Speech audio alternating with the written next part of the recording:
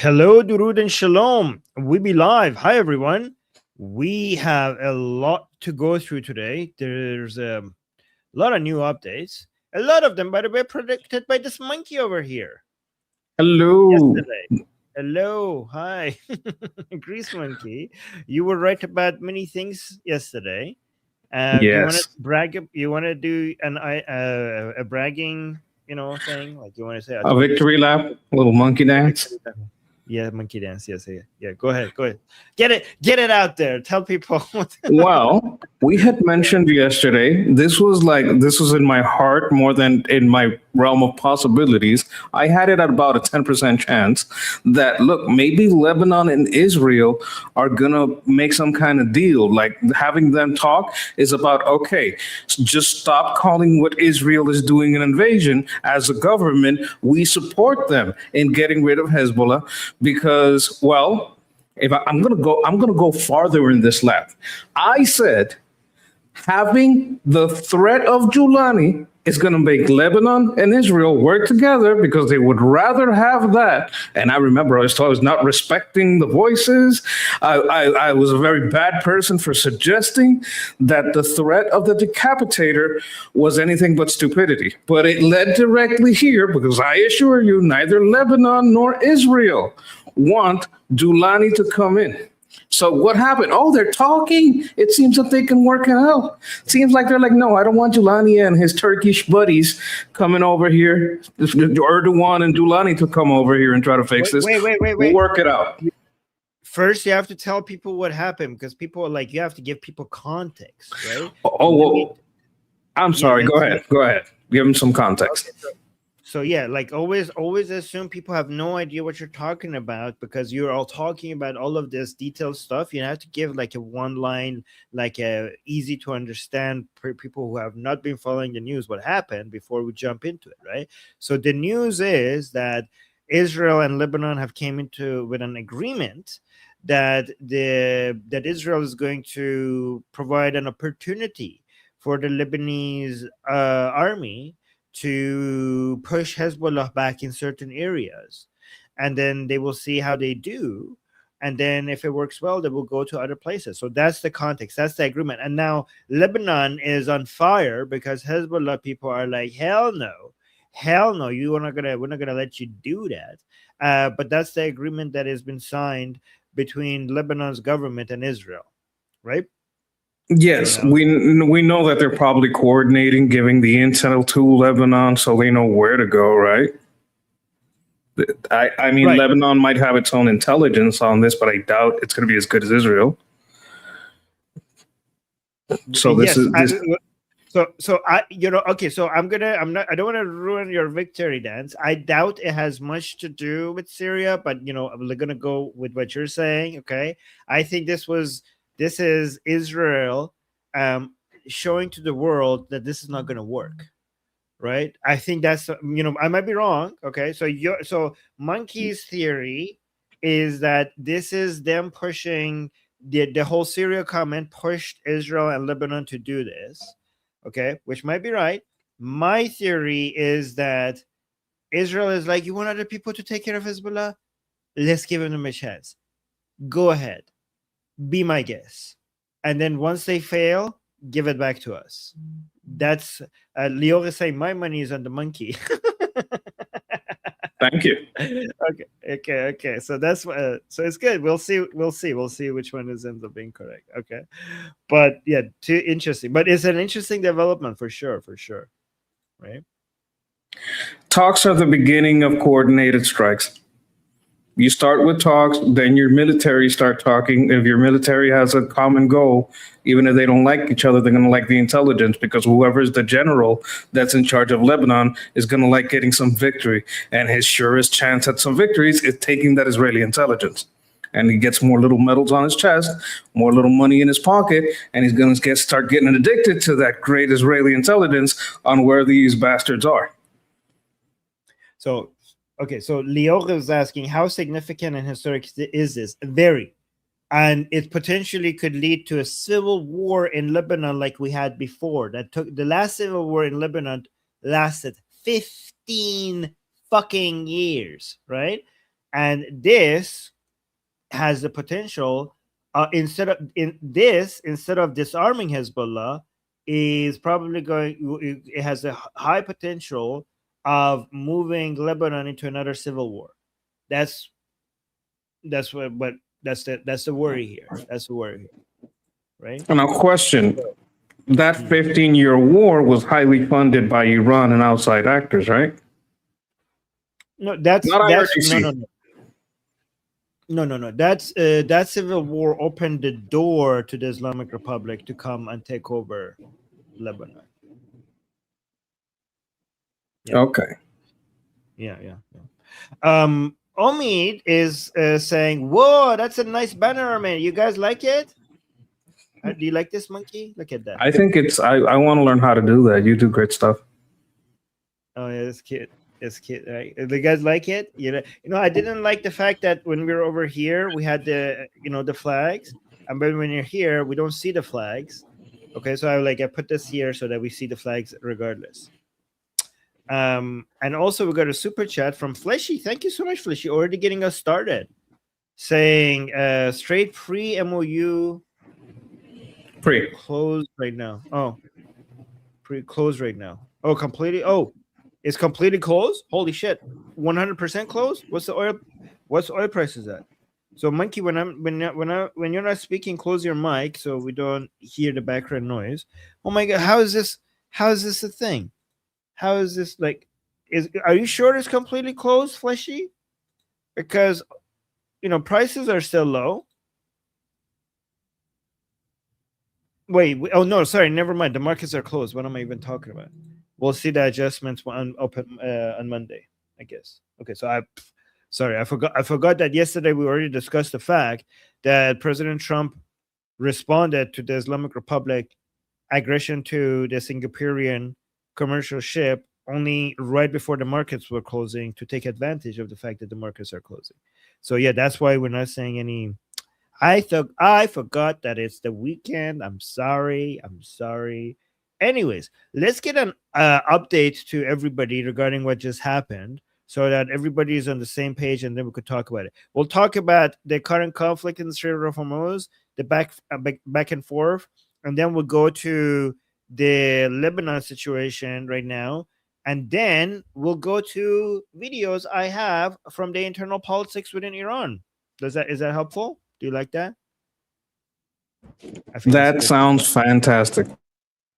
Okay. So let's just get a quick update over here. And guys, let me know what your opinions are regarding the current ceasefire, non-ceasefire MOU situation. My view right now is that both the Islamic Republic and United States have the same agenda. They both want to not get to full escalation, but they also want to show that they're not holding back if they're getting attacked or if they're not happy with the situation, right? So the Islamic Republic doesn't want to look like a pussy to its own internal audience, and they want to also show that they can respond, that they will respond once attacked. And President Trump also wants to show that, like, yeah, when the Islamic Republic violates the MOU, we will respond. We will respond strongly. But both sides, they were like, okay, let's keep the level of conflict and military conflict at this level, but not higher. Both sides are very motivated in keeping the escalation low. The Islamic Republic is motivated on that because they can't afford to go back to full on head to head kinetic military operations.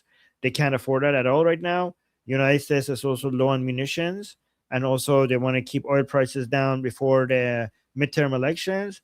However, one thing you have to realize is that the fundamentals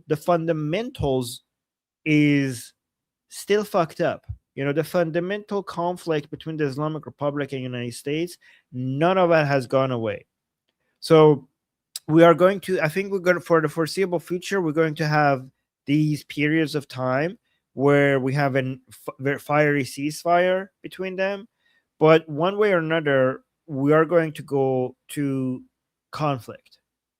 The timing of it is not at all clear, but the conflict between United States and the Islamic Republic is so fundamental that one way or another they're going to go back to it in different ways. Like there is no way. Like it was always inevitable that we were going to get here, because the Islamic Republic is fundamentally anti-American, and it's fundamentally designed to grow to the point that it could show maximum aggression towards America. It's a fundamental feature of the Islamic Republic. So until you could completely get rid of that system, we will be back here at some point. Monkey, you want to say something?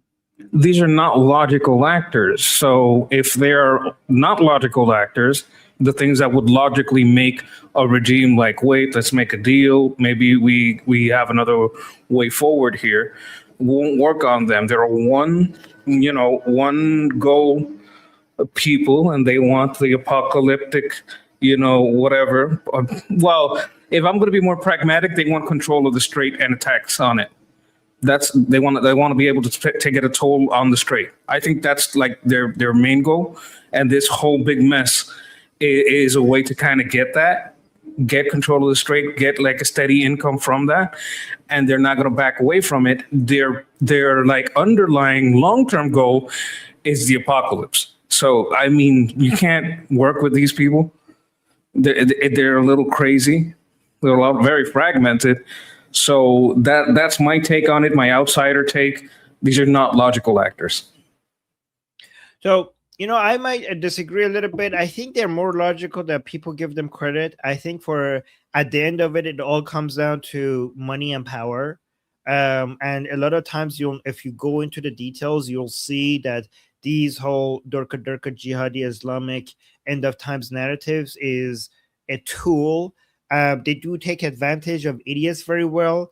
But if you figure out if you actually look into the internal politics of the Islamic Republic and see what brings these power, what brings these people power and money, then you'll see that actually it makes sense that they would make those decisions, right?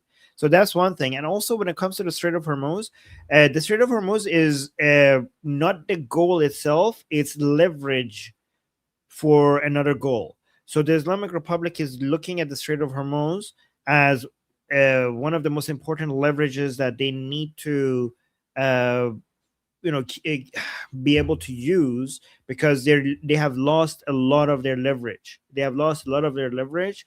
And the only three significant remaining leverage right now is Hezbollah, the enriched uranium, and the Strait of Hormuz. So right now, they're not going to collect tolls, and it's really difficult to see how they ever could. But they are trying to create a framework where the threat of them being able to collect tolls would be high, so that everybody knows, like, oh my god, like they have to deal with the Islamic. Like, even if you want to make sure that the Islamic Republic cannot collect tolls, because they have created the framework and the infrastructure for them to do so, then you have to negotiate with them, and you have to worry about them, and you have to. They want to be annoying so that they could get something in return of not collecting tolls, right? So, for example, they want to make it very clear that the waterways that they want ships to be used has to be their ones. It shouldn't be the Omani ones. It has to be the ones closer to Iran. They want to make sure that they have a platform where people have to submit before they go through the Strait of Hormuz. So, for example, this most recent attack that you saw on the Singaporean ship was because it wasn't because they were collecting tolls. It was because they were insisting that you shouldn't go through the Strait of Hormuz, through the southern part of the Strait of Hormuz, which is the Omani waterway. You have to go through the northern path, which is their path, which is, if they ever could collect tolls, ships would have to go through that path. So they're trying to create a framework where it would be an issue all the time that they might collect tolls. Even if you stop them, the fact that it's an issue, it means that they could put pressure on America and ask for more. Because when you come to the negotiating table, the more leverage you have, the more you can ask for. Does that make sense? I think we're pretty much agreeing. Like what I said kind of goes in line with what you were saying. They want a Mhm. toll. That's more of a like long term goal. Especially now that uranium is not looking like a path forward, and the apocalypse would be not great for profit. Like this is more the that's more of a propaganda line for the streets than it is an actual goal. The problem is that it's a little bit detrimental to their goals. It helps them control the people, but it also causes you know fanaticism that makes you have to appease these people with signals and actions. But if we're, Mhm. yeah, I think we're in line on that. Their stated purpose is, and why do they want that closer road? Because it lets them inspect. Let's say they get 1% of everything that goes through there. That's still a massive amount of money. If they said, "Oh, Yeah, it's reasonable. It's only 1%," yeah, 1% out of a million barrels of oil is a lot of money. yeah, yeah. It is, yeah, especially for them. Fleshy Interloper with a super chat saying Lebanese army advancing backwards. Oh, we're gonna get updates on that. Do we? Wait, do we have updates regarding them? Their success. I will bring up the Lebanese. Oh, okay. Let me make sure I am monitoring that. We will get to that for sure. Thank you for reminding me. So let me add that to my list because I want to listen to Marco Rubio. He actually came out and give a. He talked a lot about this whole agreement between Lebanon and Israel. So we're going to have Amu Markomo explaining to us exactly what's happening. And then we're going to keep an eye on the most recent updates in Lebanon. So I'm going to make sure I'll play an update on that for you guys. And then all of us will comment on it here together. So thank you, Flesh Interloper. I just added that to the list of things to check today. And then we have Fickle Nut. Thank you so much for the super chat saying, Armin, what info do you have on Abraham Accords and the significance of the peace agreement? So this is actually very interesting. The MOU and the negotiations between United States and the Islamic Republic has been tied to the Abrahamic Accords, and they are now completely linked with each other. This is, Fickle, this is really good that you're asking that because a lot of people don't understand how big of a how connected these are, and also how big picture everything that is happening in the Persian Gulf and Iran and the conflict between the United States and the Islamic Republic is actually bigger than Iran. It's bigger than Iran, and it's even bigger than the Middle East, right? So if you want to understand how you could tie all of this with each other, I'll tell you this, right? This all of this started with World War II, and this is a continuation of a much longer trend since World War II. So since World War II, we had United States basically becoming the dominant military and economic power in the world, turning into the main military force that makes maritime international trade possible, and which is the backbone of global economy. So everything that you see in the current world order, and the international standards and laws that they have come up with, it's it's not about after World War II. People's impression is that the horrors of World War II created these new international standards as a way to protect human rights. uh, it's not about that. It's about the economy. It's about the fact that European countries were hurt more significantly from World War II, and United States, because of its distance, managed to fill in the gap when it comes to providing the industrial supply to the world because of Europe falling behind. United States managed to create its dominance over everybody else, and during that time where Europe was recovering, United States turned into the world power, and its military provided the whole global economy the ability to recover from World War II, and the whole world became more prosperous and a lot more stable because the risk for maritime trade was reduced to a level never seen in the 10,000 years of history of civilization. U.S. military, the growth of the U.S. economy, and the fact that it could use that to create such a giant military that provides stability all around the world, made it so that the economy around the world grew at a much more rapid pace. And United States was benefiting from that a lot. However, even though United States was the main superpower of the world, it wasn't the power of United States was not big enough for it to just be able to do this independently. It relied on allies. It relied a lot on allies to be able to have a global dominance. So it required a table where, based on this framework created by United States, everybody agrees to a certain rules. Well, not just United States and the victors of World War II. Everybody at that time, participation of other world powers was very much required, right? For them to create this new global standard where we have this stability, and United States will be benefiting from it. And the United States was the main backer of it, but the other main countries were like the countries, for example, that are in the United Nations Security Council are the main countries that were backing this new system.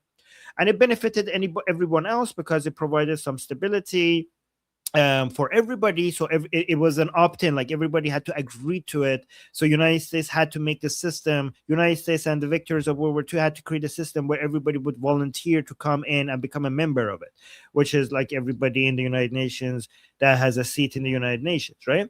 However, what has happened since World War II is that this new global world order is not working very well anymore for United States, because the gap between the power of United States and the rest of the world has widened. And even though United States still needs its allies and still needs the cooperations of the other countries, the United States power has become more significantly distant from other countries. So the framework needs to change.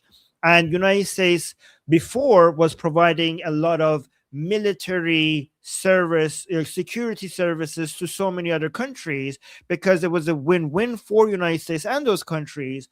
But given that United States is now so much bigger and so much powerful, it can renegotiate this agreement and push all of these other countries to not just leech on the security that American taxpayers are paying for, and basically push all of these other countries, its own allies, to start spending on their own military more, and for it to still be present in all of these countries, but be less present and spend less money and focus more of its military power on its own hemisphere, right? So one thing that we saw, for example, is that in the 1970s, United States had an agreement with Arab countries around the Persian Gulf that I provide you security. In return, you sell oil to me and everyone else in USD. And that was the birth of the petrodollar, right? And that was a good agreement. That was a good arrangement. It was win-win for both of them. But ever since then, the United States reliance on the Arab countries around the Persian Gulf has become so much less.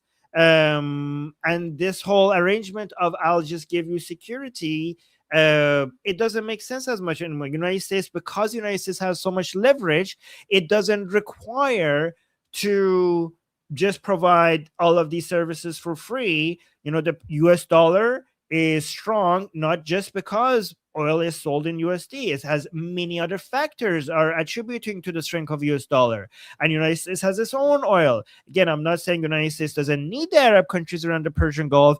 This is a spectrum. This is not like a binary 0 and 1, 0 and 100, okay? Their reliance has reduced. So these arrangements need to be renegotiated. These arrangements that has never been written down, these were unwritten agreements. So in the same way that the new global order needs to become now more favorable to United States because United States is contributing more than other countries. So either this arrangement has to be renegotiated so that we have a global order that United States is benefiting more from, because why am I policing the world without getting more benefit from it? Or Other countries need to start contributing more to the global order, to the security of the global order, or maybe a little bit of both. So with these Arab countries, in the same way that United States is pushing Taiwan to spend more of its GDP on its military, the same way with Ukraine, the same with NATO member countries, the same way with Israel, right? And I think this is a win for these countries, right? It's the same thing with these Arab countries. United States is basically pulling out slowly, and it's like, you guys need to figure your shit out more. You can't just leech off of my free security services in this area. I'm going to go focus on my hemisphere a little bit more. You guys need to figure this shit out. That is the whole point of the Abrahamic Accord. So how does this tie? So first of all, the point of the Abrahamic Accord is that these Arab countries, they cannot fight. They cannot fight at all. So they're not like Ukraine and Taiwan and NATO member countries. So even if you give them the most advanced military weapons, they suck at war.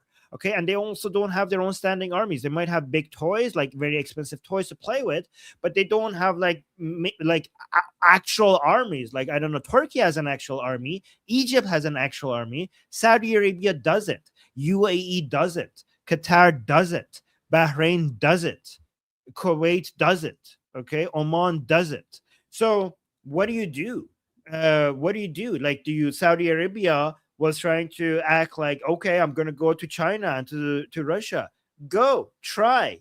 They're not going to be able to do shit. Russia couldn't even provide the security services that France was providing in Africa when they actually did their own propaganda against the French, for the French to leave Africa, and the Russians coming out and providing security services to countries in Africa. Look at what the fuck is happening in Africa. Mali has been taken over by Al-Qaeda for the first time in history. So Russia couldn't even provide security services that France was providing in Africa. So Russia is not an option. China is not an option. China doesn't even have the upper hand when it comes to the military in its own neighborhood. You want them to come to the military, to the Middle East, and provide security services the same way United States can? They will not be able to do that. They have only 4, I think, airstrike carrier groups. United States has 11. And guess what? They need their 4 in their own neighborhood. The best China could do is come and talk to you guys and provide a table for you to negotiate with. So China is not a replacement. The only thing that is a replacement to the security services that United States provides in the Middle East is Israel. It's Israel. So United States, with the Abrahamic Accord, is trying to make everybody here in the Middle East understand that just you guys, I'm going to go out. I'm going to slowly move out of this neighborhood. I'm going to always be here to some extent, but not as much as before. And you guys are fucking screwed if you don't understand that the only security guarantor in this region is Israel. You either get under the security umbrella of Israel or you get fucked. Okay, that's the message of United States to the countries in this region, right? Nobody else could do that other than Israel. I mean, not United States as a whole, not just President. I mean, President Trump's recent messages goes against that, but overall, we're moving in this trend. That was the whole point of the Abrahamic Accord. That is Israel and no one else. Maybe I mean, I don't know if Monkey is right. Maybe if we're doing 5D chess, maybe you're like, okay, try Syria. Like, you guys tried China, it didn't work. You guys tried Russia, it didn't work. How about you try Syria? So you can see that doesn't work. You could try Lebanon providing its own security services. So you see that doesn't work. So everybody finally comes to the conclusion that is Israel and no one else. And maybe that's the 5D chess here move. But we don't know. But whether it's or not, that's going to be the conclusion. There is no other option other than Israel. So you could try everything else. Fuck the 2-state solution. You guys insisting on like, oh, we will do that. We will normalize relationship with Israel once we have Palestine. Fuck that bullshit. You saw UAE. They already came into this. You saw Bahrain. The rest of you either do this or get fucked. And the whole get fucked message is also the Islamic Republic is being displayed in real time, right? So this whole Islamic Republic attacking the Arab countries around the Persian Gulf is a great opportunity for the United States to show these countries that, look, I'm not doing much to protect you. What are you guys going to do about this, right? So this is a tough love kind of situation that these Arab countries have to learn that, one way or another, they have to accept that is Israel is the king of this region, and they have to submit, they have to bend the knee to Israel. I mean, this is the reason why when Israel gave its, so UAE accepted this, that okay, Israel, please come save us, please come save us. And Israel was like, okay, oh, I got you. I'm gonna do something for you that is going to make everybody be like, what the fuck? I'm gonna make you the only other country other than us that has the Iron Dome. The thing that we said we're not gonna share with anyone ever, we're gonna share it with you. So the other Arab countries like, oh my god, what? UAE got the Iron Dome?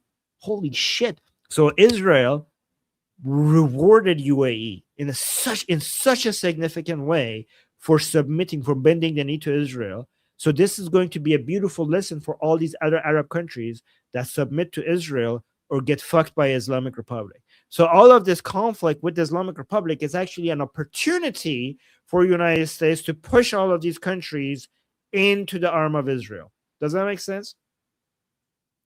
Yes. Also, wow! I want everyone to super chat, like, who super chats, to appreciate how much Fickle Nut got out of that. So, do you see the level of care and attention that is given to your super chats? Oh my God, this is amazing! I mean, who gets this much mileage on a super chat? That's very rare. Also, I love the way you say Fickle Nut, because it's like fickle means indecisive and not means like not indecisive.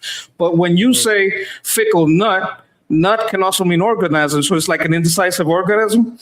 Fickle nut. Okay. It's very funny. You may not notice, but as you know, from my side, it's hilarious. Fickle nut. It's very funny.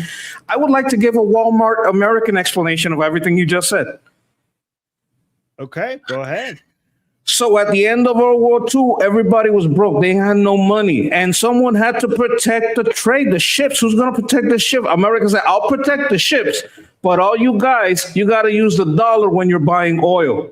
When you're buying oil, you use the dollar. And I kind of need Saudi's help because that helps me buy oil, and I need your oil, and you need my protection. So we're going to have ourselves a little deal here, and I'll protect everybody's shipping because I need your oil, and everybody's going to back me up in that because as I profit from that, I'm going to build up my military more and more and more so I can protect you.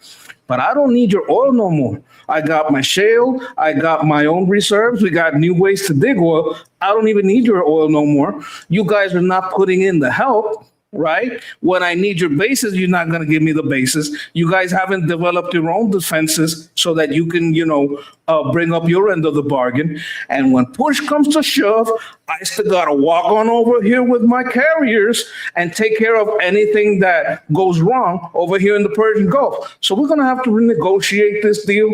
And you're going to have to take my brother over here, Israel, and he's going to help you. Do the same deal I had. You're going to do it with him so I can take care of stuff on my side and not be so involved in y'all's bullshit. Is that yeah, pretty much it? Good. That's pretty much it. That's pretty good. Good job. Yeah, that was good. Thank you for that translation. And then Shano gave us a super chat. Shano is saying, I am really, really tired of protecting countries when they hate us and openly state that they hate us. Yeah, I know, exactly. This is going to make them a little bit more, maybe, I don't know. They have to be more grateful. And, they leech off of the U.S. military, and they're also anti-American. Like, what the fuck? It's so ungrateful. Yes, I think United States basically reducing its presence in this region is a good reminder of how much these countries, because a lot of the citizens of these countries didn't know how much United States was responsible for their security. In fact, the whole world, guys, it's not just security. Everything that you can afford, it doesn't matter where on the fucking planet you are. Let me tell you something. This is why you should be so grateful to United States. It doesn't matter where on planet Earth you're watching us from right now. Everything that you paid for, the lifestyle that you have, would have not been affordable if United States was not providing this level of security globally. The risk associated for this global economy that we have would have been so much astronomically higher that everything you have would have been astronomically more expensive. The whole world, the technology, medicine, our economy, we would have been decades behind where we are right now. Decades. And your lifestyle would be so much lower. Everything that you could afford would be so much lower than what it is right now if it wasn't because of the giant US military that exists, that is just everywhere on the planet and watching everything. You can't get your Amazon packages on time without the U.S. Naval power. You can't even get your Timu stuff on time without the U.S. naval power because they can't get the gas to operate their boats on time if we're not watching these all these straits, the Malacca Straits, Persian Gulf Strait. This is understated, but underestimated, but a very true statement, and I completely support what you just said. Yeah, and also when you mention Amazon packages, those are luxuries. I'm talking about your price of food. I'm talking about the price of the place you live in. I'm talking about the price of medicine. Okay, I'm talking about even the basics would be like more people. If it wasn't because of the level of the global economy that we have right now, more people would be hungry. More people would be homeless. More people wouldn't be able to afford basic healthcare. Globally, this would be the effect if it wasn't because of the economic growth that is possible because of three things: the security that comes from the global U.S. military being present global, the effect of U.S.'s economy and the consumers, U.S. consumers, and the purchasing powers that the American citizens have, the global effect on that, right? Because the whole world wants to sell to America, and if it wasn't for the American consumers, people wouldn't be able to fucking eat. There are millions and millions, there are billions of people out there in the world that can eat food because they're getting paid providing goods and services to American consumers. If it wasn't because of the purchasing power of the American consumers, these people would not have a place to sleep. So it's the American military, it's the American economy, and it's also the American culture, the nation state model, parliaments, the three branches of the government, the institutions that exist everywhere on the planet that came out of the American Revolution, not the French Revolution, the American Revolution. All of this whole nation state model became globally dominant because of the United States of America. Nationalism as a concept became a global thing because of the American Revolution. All of this came out of America. So it's the American military, the American economy, and the American culture. Culture, I mean everything, like political structure, frameworks, institutions, all of that. I would like to. Yeah, go on. I was going to add to that we have seen strong shift. Like we have already, delinked, I would say, from China to 40% from where it was before February, and before the beginning of last year, when we started doing the tariffs and started onshoring a lot of these industry. That's going to continue, and it's going to start friendshoring. So you're going to see Latin American Timu, El Timu. I don't know what they're going to call it. The Muti. I don't know what they're going to call it. There's going to be, they're going to change from Alibaba to Labobi or something like that. These companies and these manufacturers, this cheap manufacturing. Hear me now, listen to me later, but remember, this is all going to start shifting to South America and Central America, and they're going to see the boom that China had, but under a more right-wing governments that can better manage that growth, because the growth that China had was wasted in their top-down economy.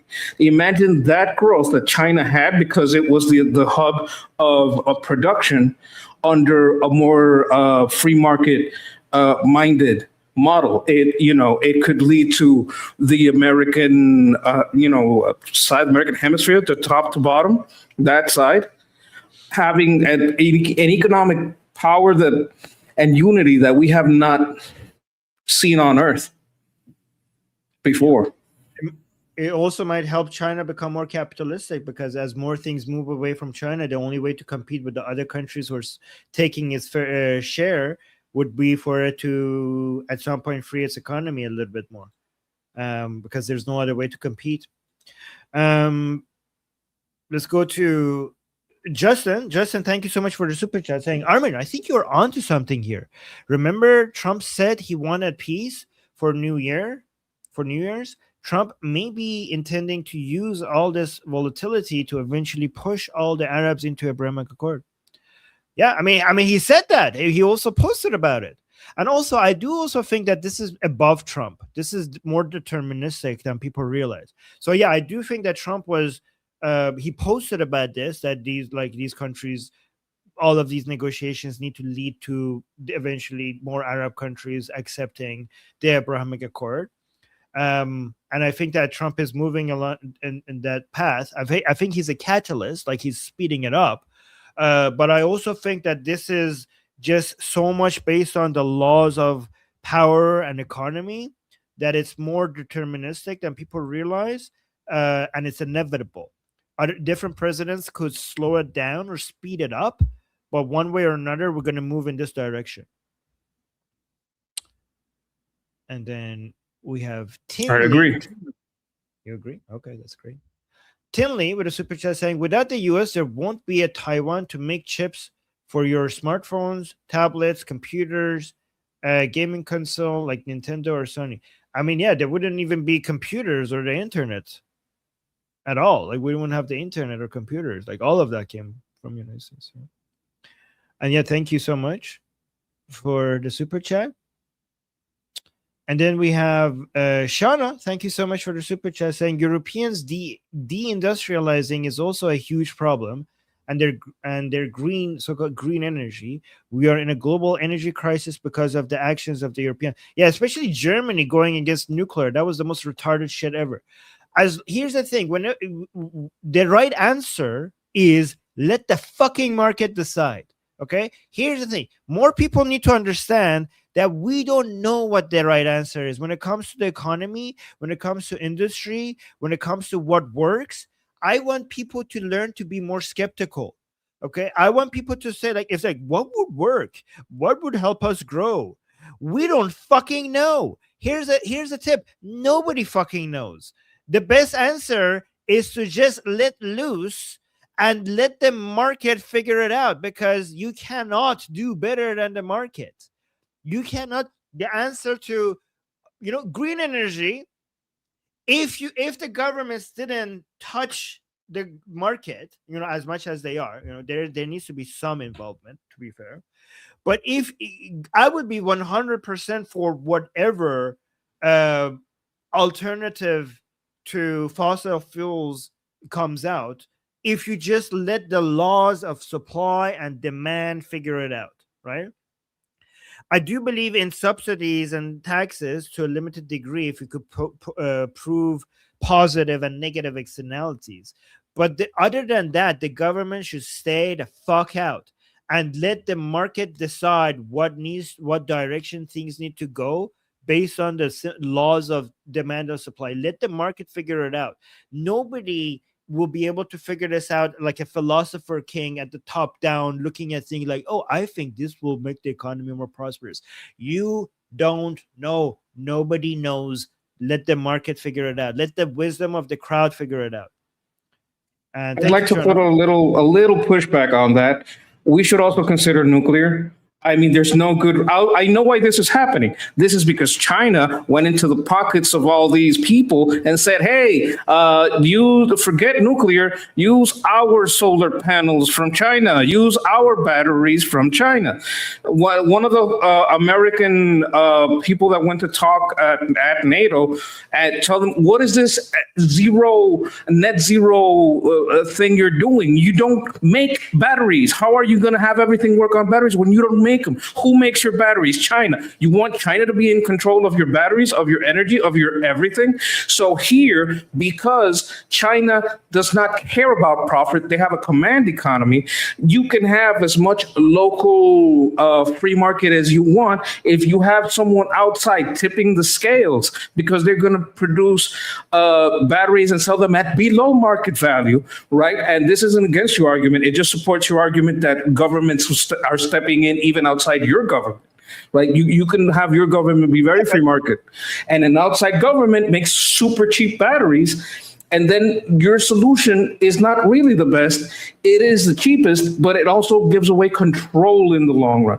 So sometimes having your control through nuclear and that kind of, and you can't just let anybody have a nuclear power plant. So that's like a little bit of pushback, but I think I'm within the ballpark because I do agree on the larger, broader aspects of free market. So I don't. So I will respond to this. I don't want to get into it, but I think the best, if you want to, the best way to respond to a government that has command economy is not for you to move to command economy. The free market will be able to push back against a competitor that is using command economy a lot better than another command economy structure. Whatever they're doing to manipulate. So first of all, consider nuclear. Of course, consider nuclear. You don't have to consider nuclear because the market will consider nuclear. If nuclear makes sense, which I do believe nuclear makes sense, but I don't need to know that. The market will, if it makes sense, it's profitable. If it's profitable, the market would lean towards it heavily. And I think it would. The government should just be like, if the government should just stay the fuck out. And because nuclear makes sense, nuclear will be profitable and the market will just move towards it. The only time that the government should become involved here is that if your private market is so weak that even if it's profitable, it cannot get started, then you do something called PPP, which is private-public partnership. Just so that you could get a jump start if your private market is so weak that could not do something that is so obviously profitable. That's the only way. And also, if it's a positive externality, you subsidize it. I don't want to get into this, but if you have a competitor that is a command economy, you don't respond to that with command economy, with more government involvement. You actually take advantage of the fact that they are weakening themselves and go more heavy free market, because your free market will be able to eat more easily, because they're like, oh, we're going to compete with you with their hands tied behind our back.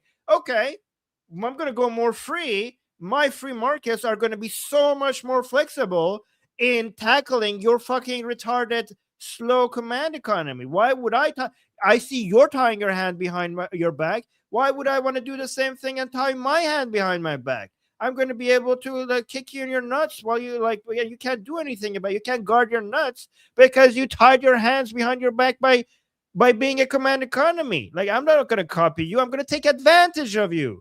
I'm going to actually take advantage of the fact that you made your economy weaker with my fucking free markets.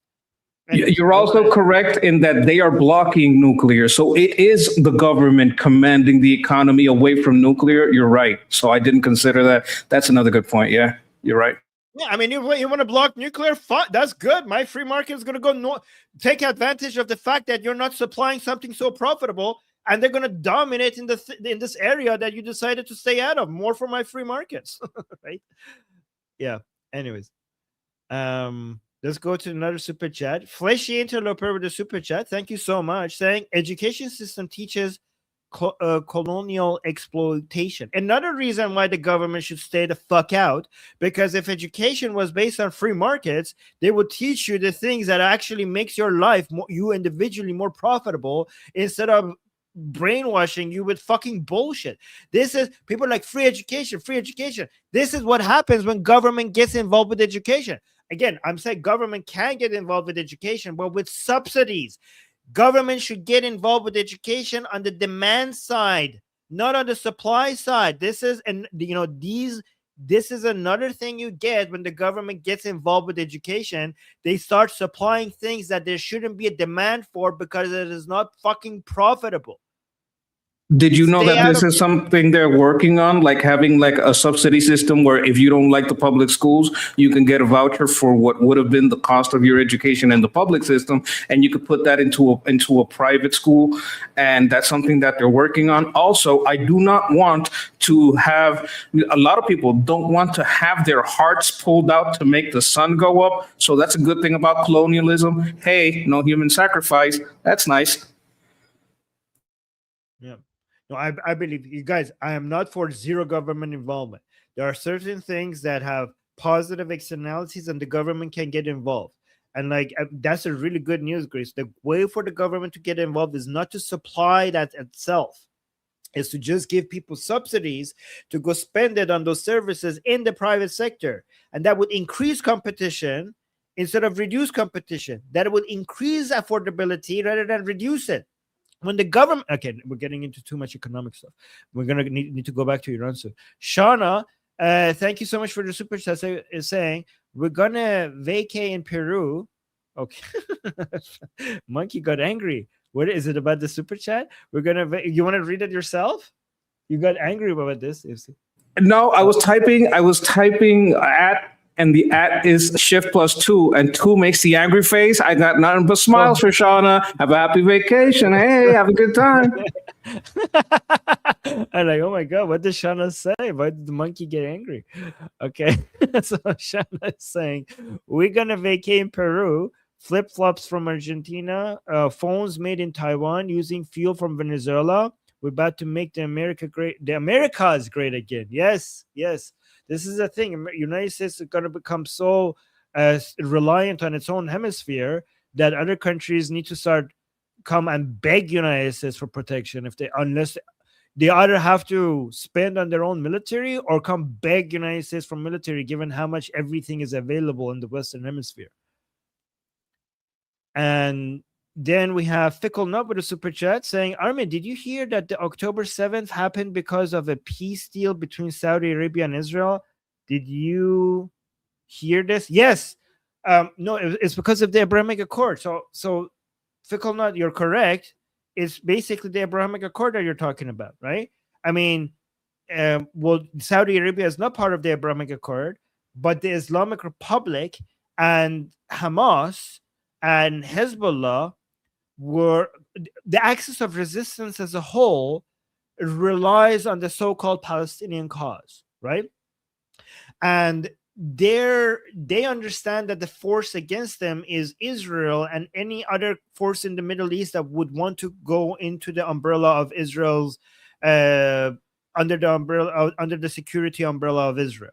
So the Abrahamic Accord, it was the greatest existential threat to the Islamic Republic and all its proxies and the axis of resistance, right? So given that more Arab countries were going towards the Abrahamic Accords and Saudi Arabia is also desperate to move towards it, but it can't because it has a population that is very much pro the Palestinian cause, and Saudi Arabia needs to worry about an Islamic uprising in its country if it abandons the Palestinian cause too much, too fast.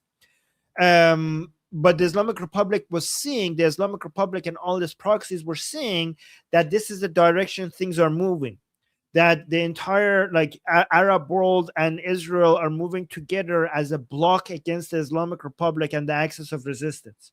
And they planned October 7th mainly to stop the Abrahamic Accord from becoming a serious thing. Because the Islamic Republic's understanding is that even though the leaders of these Arab countries are against the Palestinian cause and would love to jump into the arms of Israel and say, Daddy, please protect me, I cannot protect myself. They would all love to do that, but they can't do that because they have an abusive relationship from their own people that might do an Islamic revolution on them, right? But so they did October 7th to bring the Palestinian cause back into everyone's attention and mobilize everybody in this region back to the Palestinian cause, and basically get Saudi Arabia and all of these countries to be afraid of their people, sympathizing with the Palestinian people, and abandon the project of the Abrahamic Accord, which, to be fair, it did work in delaying it, but obviously it didn't cancel it. So it did make many of these countries move away from the Abrahamic Accord, but now you can see that there is now a desperation to go back to it. So that was the main purpose of October 7th, to stop the Abrahamic Accords. All right. All right, let's go over here. Let's get to the updates that I was going to play earlier. Meantime, there is news. The U.S. launching retaliatory strikes on Iran, taking out coastal radar sites and missile and drone storage locations, all in response to an Iranian attack on a cargo ship in the Strait of Hormuz. And the situation is escalating. This morning, Tehran claims that their Navy targeted U.S. military positions in the region. Rebecca Castor is live in Washington with the details. Good morning, Rebecca. Good morning, guys. This is the most significant test to the initial peace deal since it was reached a week ago. U.S. Central Command released this video showing one of its strikes on Iran yesterday. A senior U.S. official says U.S. forces struck 4 targets located along Iran's coastline bordering the Strait of Hormuz, as well as on Qasem Island. This was all in response to Iran striking a Singapore-flagged cargo ship in the strait, a direct violation of the Memorandum of Understanding, which was supposed to ensure safe transit for all commercial vessels. Vice President J.D. Vance saying, Iran signed a ceasefire agreement. We have honored it. If they have disagreements about how the MOU is being applied, they can pick up the phone, but violence will be met with violence. And this morning, Iran's Revolutionary Guard. So here's an interesting thing. The phone does get picked up. Guys, remember, this is the first time that officially we have a direct line between IRGC and CENTCOM. A direct line between IRGC and CENTCOM. We never had this before. I mean, we never officially had this before. Before we had communication was between, I don't know, people like Zarif, like the foreign minister, would get the messages from United States and give it to the IRGC. There was no officially direct talks between the Americans and the IRGC, which is interesting because the IRGC considers CENTCOM to be a terrorist organization, and CENTCOM officially considers IRGC to be terrorist, but they just recently established in Doha, Monkey, your mic is open. In Doha, they established and IRGC officials and CENTCOM officials are both in Doha directly communicating with each other to not let any of this get too high of an escalation level. So what they're doing is the IRGC and CENTCOM are communicating with each other their back and forth. Like the Islamic Republic is going to say like, okay, you have a ship going, like there are ships going down, passing through the Strait of Hormuz, close to Oman. We're going to have to attack them because it's going to look ridiculous if we don't. And United States are like, okay, one of them hit. I'm going to hit you over here. This is what we're going to do. We have to do it. Sorry, not sorry. And then the Islamic Republic are like, okay, I get it. Let's not escalate this. I have to also respond. So far, they haven't responded to that. There was I don't know if they have or not, because there was a message that was said that it was from IRGC yesterday that they said they did respond to it, and we didn't see where was. But then now apparently there was a news that IRGC came out and said like, nope, that was not our statement. That was fake news. So IRGC, I think I have to double check, but I think they haven't responded. But all of this back and forth is being done with coordination between the Americans and the Islamic Republic. They communicated with each other to make sure that it doesn't get too bad, so that they keep the negotiations going. Monkey, you wanted to say something? I had a question. That's why I had a question. Who picks up the phone? Who's picking up? Is it Golubov? Is it who's the other guy? Pezeshkian. He's like I heard he's like the Joe Biden of the IRGC. So it used to be like only like that, where people like before, like Zarif, now Araghchi and Golubov are talking to Americans, and I'm pretty sure Golubov and Araghchi are talking to the Americans, right? So I think Golubov and Araghchi are talking to the White House, okay? But this one, what we have that is new is direct military communication. So we have Golubov and Araghchi talking to White House officials, but that is too slow. Okay, when it comes to military operations, if they are talking, that is not fast enough to stop the conflict from escalating too much. So instead of just having Ghalibaf and Arakchi talking to the White House, they now have CENTCOM talking to IRGC, so that the line of communication is more direct between military and military, and faster and more efficient, so that they could avoid any of these escalations to get into too much, get out of control. I understand that part, but on the bingo sheet, who is it? I mean, Vahidi would be the guy, but he's been disappeared. Like, who do you think you're talking to on that bingo card? Ghalibaf and Arakchi. Okay. Yeah. All right, let's continue with this. But violence will be met with violence. And this morning, Iran's Revolutionary Guard claims they've responded to the U.S. attacks, saying in a statement, the IRGC Navy targeted the positions of the U.S. Army in the region in response to a U.S. airstrike. If the aggression is repeated, our response will be broader than this. Iran. So we didn't see that. Like, so first of all, IRGC said, we heard that IRGC said this, but then we heard IRGC say, like, no, this wasn't from us. So it's like, are we talking to two different parts of IRGC? And also, where did they hit? We didn't hear anything. IRGC came out and said, like, we attacked something. And we're like, okay, we didn't notice. What did you hit? Did you guys see anything? What did they hit? Maybe they missed. They launched it, but it didn't hit. It just fell in the water. I don't know, but they came out and, like, is this the first, like, this is... I meant that jokingly. Yeah, okay. Bahrain with drones. Yeah, but maybe you're right. I saw Bahrain coming out and accusing, but they hit Bahrain in a way that nobody heard anything. Like, we had to get Bahrain officially come out saying, like, yep, it was us. We got it. Like, nobody anywhere came out and said, like, we're being attacked. There's an explosion here. We heard something.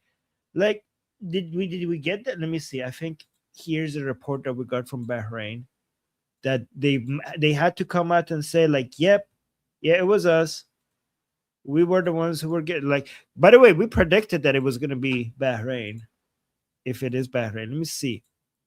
So Bahrain condemned an Iranian drone attack targeting its territory early on Saturday, accusing Tehran of violating its sovereignty and breaching the U.S.-Iran Memorandum of Understanding reached this month. The statement came hours after the United States said it had struck Iranian missiles, drone, and radar sites in southern Iran in response to what it described as an Iranian drone attack on the Singapore-flagged container ship called Everlovely. That's the name of the ship. In the Strait of Hormuz, Iran in turn said it had retaliated by striking U.S.-linked targets and accused Washington of violating the Memorandum of Understanding. So in a statement, Bahrain Foreign Ministry said a number of Iranian drones had targeted the kingdom in a flagrant violation of its sovereignty, threatening the security of citizens and residents.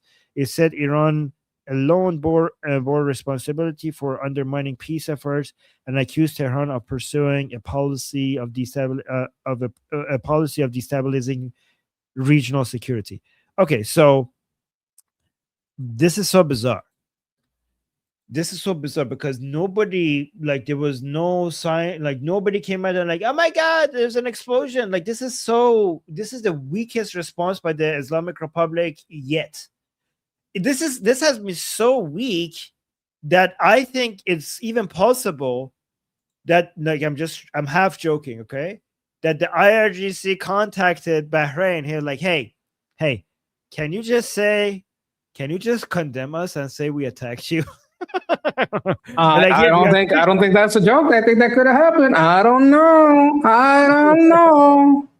Just say ouch. Say ouch. I'm not gonna punch you, but say oh my God, ouch. Yeah. So maybe the IRGC contacted Bahrain and say, hey, listen, you have two choices. Either we actually attack you and then you condemn us, or you just do a fake ouch and say, like, condemn us without getting attacked. This way we get to and this way we get to like start having an understanding, and then we could pretend that we are responding to our followers without actually responding to you. It is possible. It is possible that Bahrain is saying like, okay, fine. If this means that you're not going to attack me, I will fake ouch every time you need. Just don't attack me. So it might be the case because I want to see where they lit a firecracker in a corner. Oh, there's the stain. You see that? You see that little brown mark in that corner, little black mark? Yeah. Oh my God, that's where it hit. Yeah. Oh my God. This is. It's like, wait, this smells like spray paint. What do you mean you got hit here? Don't worry about that. Don't worry about that. Oh yeah. Look at that. Actually, Brandon is making a great point. They said, this is a number of Iranian drones. Look at the statement. Actually, look. They said that in a statement, Bahraini Foreign Ministry said a number of Iranian drones had targeted. So targeted means that nothing hit. Probably, like they didn't say they hit us. They said they just targeted us. So nothing, nothing landed, nothing hit. Okay, anything.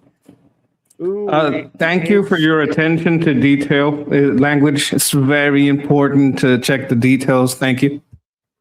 Yeah, so maybe they didn't even send any drones. They're like, oh, maybe they called Bahrain. You're like, listen, we have our guns pointing at your direction. Okay, go condemn us. We're not gonna shoot anything. We're just targeting you. No, it's like I said. Look, maybe they missed and hit the water. Like I said. Yeah. Okay. Okay.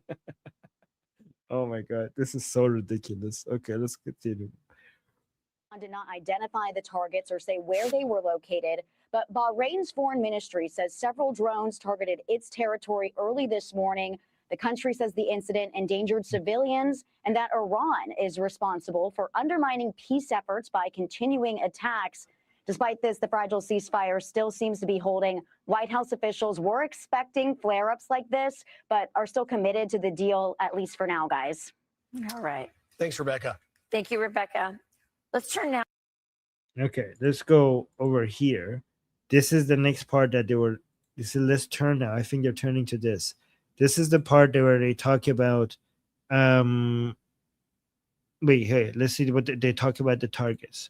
Probably. All right. Now to this in the Middle East, where we saw retaliatory U.S. strikes on Iran yesterday. That's right. No, wait, they're talking about the same thing in another segment. But I want to show you this one, the audio. Here. This is new. Middle East as Tehran renews attacks on ships that are trying to cross the Strait of Hormuz. Fox Business reporter Lauren Simonetti has been tracking movement all along the critical waterway. Lauren joins us now with the latest. Good morning, Lauren. Good morning, guys. All right, more incidents in the Strait of Hormuz today. Traffic still flowing, but more slowly. You had 34 vessels cross yesterday, 10 today. That's according to the maritime tracker Kepler. The UK Maritime Authority is reporting that another ship was just struck by an unidentified projectile in the strait. My sources say it's a crude tanker. It's called the Kihu. It was heading to Fujairah. Wait, this is new. Another one. Oh my God, this is a new one. Oh this is not the Ever Lovely. Yeah, this is not Ever Lovely. I thought they're going to talk about the same one. This is another one. Okay, let me go back a little bit. Hey, Lauren. Good morning, guys. All right, more incidents in the Strait of Hormuz today. Traffic still flowing, but more slowly. You had 34 vessels cross yesterday, 10 today. That's according to the maritime tracker Kepler. The UK Maritime Authority is reporting that another ship was just struck by an unidentified projectile in the strait. My sources say it's a crude tanker. It's called the Kihu. It was heading to Fujairah with Qatari oil on board. Look, guys, Iran is trying to show it has leverage. It wants to control the Strait of Hormuz, saying any passage through routes outside the framework designated by the Persian Gulf Strait Authority will not be covered by safe passage guarantees. They want ships to coordinate with them and, guys, very likely pay them. These are the warnings they're sending to ships looking to cross. Listen now to audio. This was sent to me by a ship owner. Listen to this. You are approaching the Strait of Hormuz. You are ordered to leave this area immediately. You must alter course right now and go to the north of Larak Island. You are in range of my missile and maybe fire on you. Over. Maybe he's thinking it out loud, like he's like, maybe I'll shoot at. I don't know. Maybe I will. Maybe I won't. He's mulling it over. He was actually thinking about it out loud, and like he was considering it as he's speaking. Let me go back here. This guy's hilarious. Hold on. You are ordered to leave this area immediately. You must alter course right now and go to the north of Larak Island. You are in range of my missile and maybe fire on you. Over. Maybe fire on you. Oh my god, this is fantastic. So wait, Larak Island is this one. Okay, so let me actually go over here. Look at this map. This tiny little dot over here, that's the Larak Island. So the IRGC gets pissed off when the ships go down this path, right? So close to Oman. They're like, in the southern. So this is the Strait of Hormuz. This is Oman over here. And the Islamic Republic is, you have to come all the way north here. You see that? In this big island over here, this is Qesh. Okay, this is the biggest island in the Persian Gulf. This tiny island over here, that's Larak Island.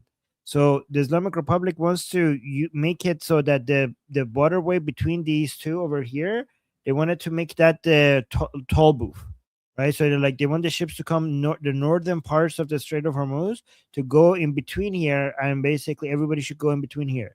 And they get really pissed off when ships go down this path, the southern part, and they're like, they come when they see ships going down this path, they send people here, and they threaten them like, don't you dare! You have to come up here. You have to come close to Iran. That's what they want. It's like a dodgy alley putting you in. No, come here through this alley over here where I can mug you. Like, can you come, please? Yeah, it's basically like a mugger, but like, can you come to the dark alley so I could mug you here? Don't go over there. Don't go under the lights over there. Come over here. Yes, exactly. Okay, let's see what is here. The north is where Iran controls, and this verbal warning escalated with Iran's drone attack on the ever lovely vessel on Thursday. Of course, President Trump called that a ceasefire violation, and the U.S. struck Iran on Friday for it. The U.S. is sending the message. Number one, you don't break a ceasefire, and number two, you do not control an international waterway, guys. All right. So, Lauren, you said that we've had 10 ships pass through the Strait of Hormuz today. Does that mean there will be more later today, or is it really a dramatic of a decrease from 34 to 10? Wouldn't call it dramatic at all. The numbers constantly change. Yes, they will increase. And then when they can confirm just how a ship crossed, did it have its signals on or off, the numbers are constantly changing. I can tell you some ships have turned around. They've decided maybe we shouldn't go for this today. Then you have the insurance providers. They're looking at this situation and they're saying, well, what are we going to charge for this passage now? I just spoke with CENTCOM, and CENTCOM says the U.S. Navy is now helping to bulk up the southern route of the Strait of Hormuz, the one near Iran. They're letting ships go in both directions. So look, obviously, vessels want to get out, especially the ones that have been stuck for months in the Persian Gulf. The crews are done, right? Everybody wants to get out. But you also have commerce. You have the global economy. You want ships buzzing both ways, full of oil, full of, cargo for the economy. So we do want to return this to normal so you can't have these provocations by Iran. All right. Lauren Simonetti. All right, let's go to Lebanon. Marco came out and had this speech. Can I make a comment on the last one there? Marco was also saying we can't have people putting the tolls on international waterways, because what if someone does the same thing in Malacca? What if someone does the same thing in Yemen? You understand that they have like on the Horn of Africa. What if everybody starts saying, no, you have to go down this route? Marco Rubio was very specifically against what the IRGC is trying to do when they're trying to establish a route that everybody has to take. I just wanted to point that out Go Marco Rubio. Love that guy. Yeah, love that guy. Love that guy. Well, now let's actually go to Marco because he's speaking over here. This is a very historic thing that is happening here. Look at this. The flags of Israel and Lebanon and United States next to each other. This is big deal. This could either be the beginning of a peace around the northern borders of Israel or the beginning of a new civil war within Lebanon, or both, actually, now that I think about it. But yeah, you could actually have civil war in Lebanon, but peace for Israel. We might even get that. But let's actually see what Marco is saying about this deal. In their affairs of countries trying to use the country as a launch pad for attacks. And this is not what the people of Lebanon want. And that's not what they deserve. What they deserve to have is what they once had, and of which there is recent history of, and that is a prosperous and peaceful country, a diverse country where people of different backgrounds were able to live and coexist side by side, and in many ways was the envy of the region and of the world. And it will take a lot of work and some time to get back to that point. But we believe today is the first step in that journey. And the first step is sometimes the hardest step, but it's the one we're taking together today. Obviously, the people of Israel deserve to live in peace and security. The people of northern Israel in particular, who have been targeted repeatedly by terrorist attacks launched from the territory of Lebanon, but not by the Lebanese people, not by the Lebanese government, but by an outside actor who has sought to use that territory to target innocent civilians who have been unable to live in these places for a long time. Every time a siren goes off, you have to stop your schoolwork. You have to wake up. You have to stop going to work, and you have to run into a bunker or a basement and protect yourself. So as I said today, as I told all the parties here today, it's the beginning of the beginning. There's a lot of work ahead. We don't in any way underestimate the difficulty of the task ahead, but we understand the importance of it, how vital it is. And we are honored to have played a part in bringing this together. I want to specifically recognize all of the representatives here from both sides. The ambassador from Lebanon to the United States is a phenomenal ambassador who I've known for a while, we even share a common background here in the United States, coming from we have a Florida ties, and so we're very grateful for all the work she's put in. Obviously, Ambassador Leiter and his team and the work they've done here today. Everyone, all the team that you see assembled here today, including the support we got from the Department of War in these conversations. Our ambassador to Lebanon has done a great job, and we're so honored he's here with us today. And our team here, led by Dan Holler, our counselor, our team here at the State Department, did a phenomenal job. If people want to see the value of professional diplomatic work and of diplomacy, that's what the team here has put together, and I'm very proud of what we've done here at this department in bringing this about. As I said, today is the first step. This first step sometimes is the hardest one, but it's an important one and the one we've taken together. And we're very grateful that this has come about and that the timing is such that all of you could cover it and report it back. And hopefully we'll have many more of these conversations and make real and tangible progress so that the people of both of these countries can be hopeful about their future, a future of peace, a future of prosperity, a future of mutual coexistence in a way that's beneficial to the men and women and children, including those not yet born, who deserve what all people deserve, and that is the right to live in their country without fear of harm, without fear of war, without fear of conflict. And that's what we hope to be able to facilitate and achieve. And today we've taken the first step in what will be a difficult journey, without a doubt, but an important and an essential and a necessary one. And we're very proud to be a part of it. Thank you for covering it. And now I think we will formalize what our conversations here have been about. Thank you. On behalf of President Aoun and Prime Minister Salam, we would like to thank President Trump, Secretary Rubio, Councillor Holler, Ambassador Issa, and the U.S. government team for hosting and facilitating these historic talks in Washington, D.C. The trilateral framework we signed today is a first step on the road to restoring Lebanese sovereignty and territorial integrity, securing a permanent and final cessation of hostilities, enabling our people to go back to their land, and allowing all Lebanese to live in peace, security, and prosperity. This was a long and difficult meeting. We are grateful to the hosts and to the two delegations for their cooperation during these talks. This milestone was made possible through the leadership of President Aoun, the tenacity of Prime Minister Salam, the resilience of Ambassador Karam, and the patriotism of the Lebanese armed forces. Thank you all so much.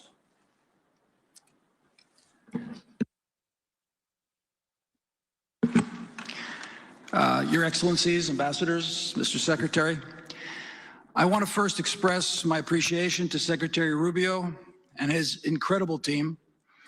Under his leadership, we've advanced President Trump's vision of peace and security, of peace through strength. We've advanced a historical and important process forward. I want to express my deepest appreciation to my colleagues, Dr. Dresden of the NSA, our foreign ministry personnel, our IDF officers, who worked alongside, together with me, under the leadership and guidance of Prime Minister Netanyahu and his team back in Jerusalem. I also want to thank Her Excellency, Ambassador Hamadi, for being a very tough negotiator. You and your team set an example for patriotism to your country. You fight like a lioness, Miss Ambassador. In my opening remarks 4 days ago, I expressed concern that this train was running off the tracks, that Iran and its proxies wanted a train wreck. Well, with a lot of hard work under your leadership, Dan, together with Secretary Rubio and his entire staff, indefatigable team, we've put the train back on the tracks, and it's running in the right direction. Final destination, peace between our two countries.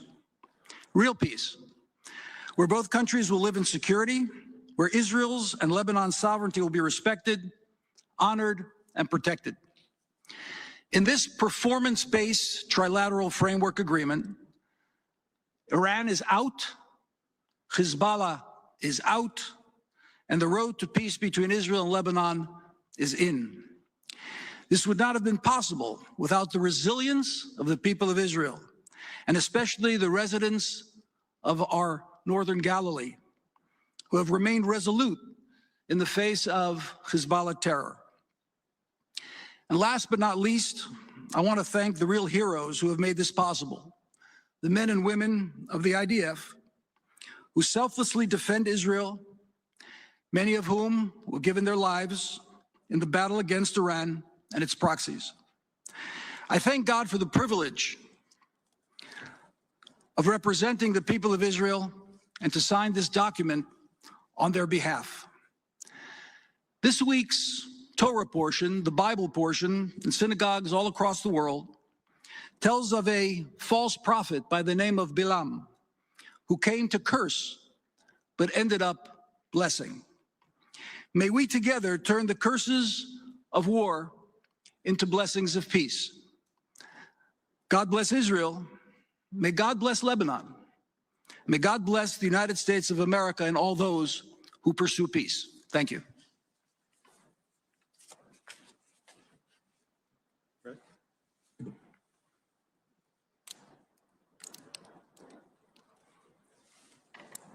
I like the fact that the Lebanese side is being represented by a hijabless woman. That's what I like. Yeah, that's nice.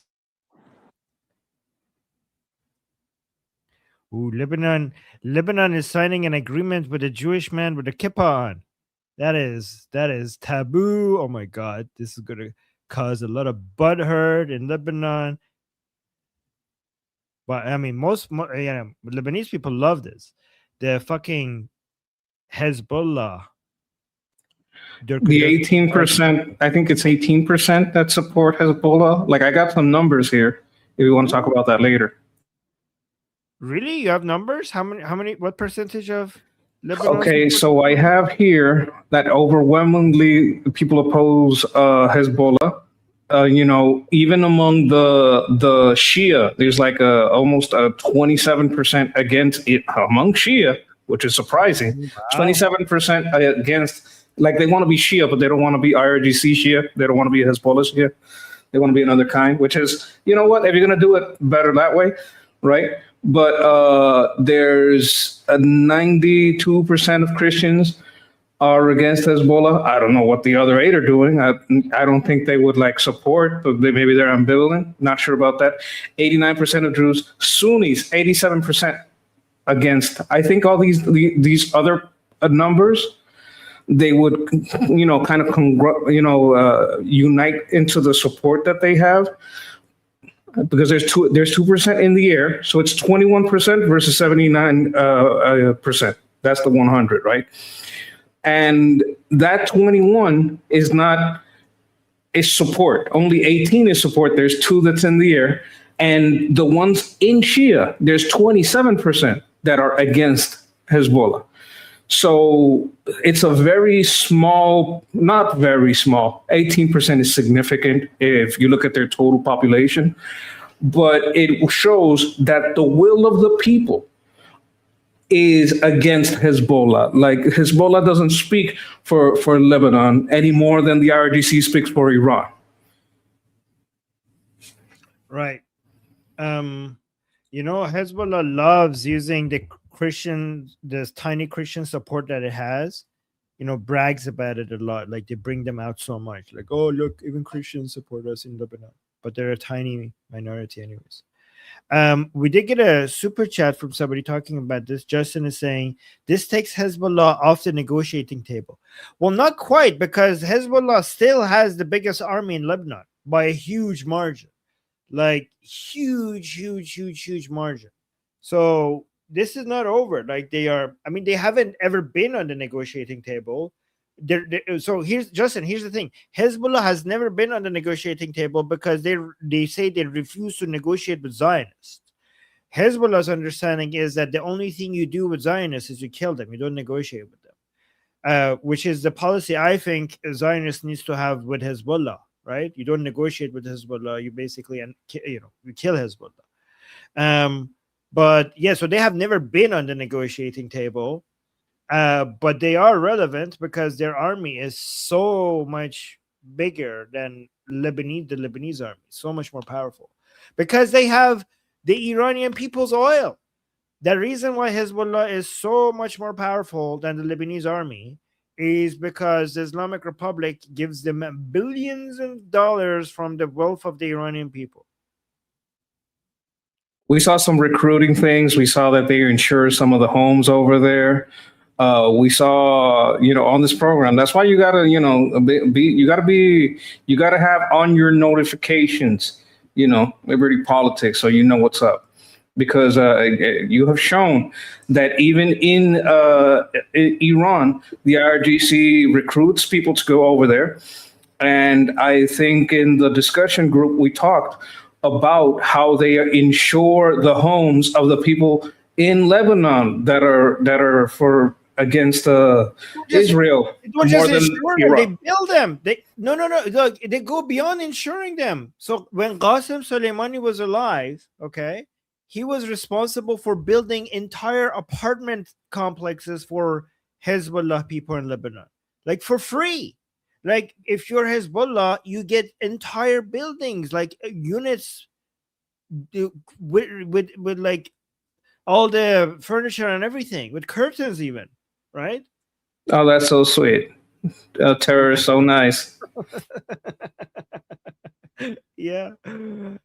So yeah, this is what you get to do when you have when you steal the wealth of the Iranian people. You get to go and support terrorists, and you occupy 2 countries at the same time. You occupy Iran and you occupy Lebanon. You occupied Syria and Iraq to some degree as well, but mostly Iran and Lebanon. So let me ask you something. While Lebanon was getting whole buildings constructed for them furnished, what was the Iranian people getting? Were they getting anything, or are they just getting shortchanged, shafted, terrible economy, loss of water? They were getting their resources of their country directed into Lebanon. That's what they were to Hezbollah. So, for example, when Israel attacks Lebanon and people in Hezbollah people lose their homes, Islamic Republic builds houses for them, builds apartments for them, and they get they get like free apartments, right? But in Iran, when after the attacks, after like Operation Epic Fury, people lost their apartments. They're getting nothing. They're getting nothing. Even if you're an Islamic Republic supporter, you get nothing, You know what I mean? Like, it's not just the anti-regime people that get nothing. Even the pro-regime people get nothing. That's how much the public loves Hezbollah.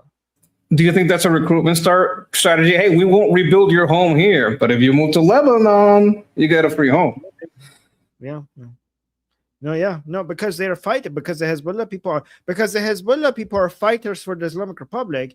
The pro-regime Iranians inside Iran, they're kind of annoying to the regime. They're like, they're way too political, and they get on their nerves often, right? No, but think about it. You're pro-regime, right? But your house, you live next to some of these darka big guys. Your house gets blasted because you lived in the same complex, within the walls of the same complex. You don't have a house. Your house is not getting rebuilt, but you're pro-regime. What are they going to tell you? Hey, you want a free house? How about you head to Lebanon? I think it could be like, it may be conspiracy theory. No, it's not. It's more indirect than that. Like, it's just like, it's not like, like, if you want a free house, move to Lebanon. It's more like, you give benefits to Hezbollah, and people will see that the benefits are there, so they would want to go there. Like, it's just more straightforward, and like, you don't even need to say that. Your life is shit. You want a better life? We pay you $1,000. So we already saw the posters. Like, we already showed the posters, right? In Iran, the poster said, like, I could bring up the posters in Iran. Should I bring it again? Here, let me find it. So this is not like a conspiracy. This is pretty direct. Like, you don't have to. You don't need the tinfoil hat. No, you don't need a tinfoil hat. Here's the posters inside Iran. For Iranian people to go fight for Hezbollah. So let me show you this video.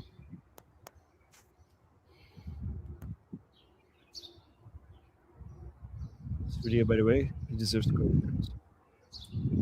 So I will, first let me show you the video, and then I'll translate what the poster says. I want to make sure you see that it's inside Iran. This guy brings the camera here so you can see it's actually Iran. You can see that this is, you can see based on these stuff over here, that this is Iran. The cars, everything. Okay. So let's look at what the poster says and translate it to you guys, because guys, this is really good money. I know for a lot of you here, so if he says so monthly income, $1,000 a month. $1,000 a month is really good money. It gets you it gets you a lot. This is what 1,000 USDs a month, right? You can have a really good life with $1,000 a month, right? It's actually high level income. So this is very tempting, especially given how shitty the economy is inside Iran. So let me actually go from the top. So this is Sepah Pasaran Enqilab Islami. So this is IRGC.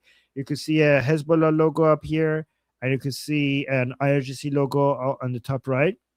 So جذب نیرو برای خدمات در لبنان در Hezbollah, saying we're recruiting forces to serve in Lebanon in Hezbollah. And then, so here you can see there are 4 things here that tells you what the conditions are going to be. Here are the 3 responsibilities that you're going to have, and these 3 down here is what you're going to get, right? Oh no, the Sharait Umumi. Oh no, these are the conditions that you need to have. So if you want to be approved, first you need to be able-bodied. That's the number 1 over here. Number 2, it says that you need to be religious. You need to be no fatties. Yeah, so no fatties, able-bodied at the top. Then you need to be تعهد مذهبی عمیق الزامی. So it's mandatory for you to be very religious. And number 3, you need to be شجاعت انضباط و مسئولیت پذیری. You need to be brave, you need to be organized, and you need to accept responsibility. That's number 3. And number 4, توانایی فرمانبرداری و کار تیمی. You need to be able to take orders and do teamwork. That's the 4th condition, right? So these are the 4 conditions you need to have. What are your responsibilities? گشت و مراقبت میدانی. So you need to do guard. You need to be guarding things in the battlefield. And then what? Okay, so you need to be able to move messages, transfer messages, and prepare things. So you need to you could be a messenger boy. So you're either going to be a guard in the battlefield, or you're a messenger boy. نظارت محیطی و گزارش موارد. Or you need to be somebody who observes and reports suspicious activity. So these are the main responsibilities that you have. So they have human beepers now because the other ones didn't work out so well. Yeah, so exactly. I was thinking, like, why do you need to, like, do they not have phones? I guess phones are Zionists and they might blow up, or they might take so look at this, guys. One of the so you have three responsibilities. One is to keep guard. The second one is to transfer messages. That means that they're using humans. They can't use beepers. They can't use phones. They're using humans as messenger boys because they can't use technology to send message to each other, or else the Zionists will find out where they are. Interesting. So you need to be a messenger boy. You need to go from this guy's house to that guy's house and tell them what the message is. And then we have, so your monthly income down here is $1,000 a month, but you also get a place to live. See, you get a place to live. You're going to get food every day. They're going to feed you. And they're going to give you your weapons, all of the all the equipment. So all the equipment you need, they will be given to you. So you don't need to buy your own equipment. That's good. So altogether, that's like 2,000, 3,000? Yeah, I don't know. Yeah, that's pretty good. Like if you add food plus water plus apartment plus cash, and weapons are kind of expensive. Yeah, but that's a one-time cost. And also, I think food and a place to live wouldn't cost that much over there. Like probably not more than $200 a month. Probably, I don't know. And then you also get a third thing. You get training. You get training, and you get the opportunity to climb the ranks. You get some jihadi yoga. Yeah. Yes. Okay. Yep. Anyway, so yeah, this is a confirmation. Like, it's not like when they try to convince people to go fight for Hezbollah, like they don't have to go talk to people individually. They just put these ads out there in the mosques and around religious gatherings. They put it on social media, and then people need money, so they might go. I mean, they're getting a lot of people, right? Especially in mosques. They probably put these posters in the mosques a lot. All right, let's see how the Hezbollah people responded to this peace deal between Lebanon and Israel. So these are the pro-Hezbollah people in Lebanon. They were not happy. This was Beirut last night. So let's see what happened in Beirut last night. As you watch this video, see if you could find how many Lebanese flags you will find. Okay, because this is an interesting thing. Okay, these are pro-Hezbollah people, and they're angry that the Lebanese government is doing an agreement with Israel. Okay, so they're coming out in anger.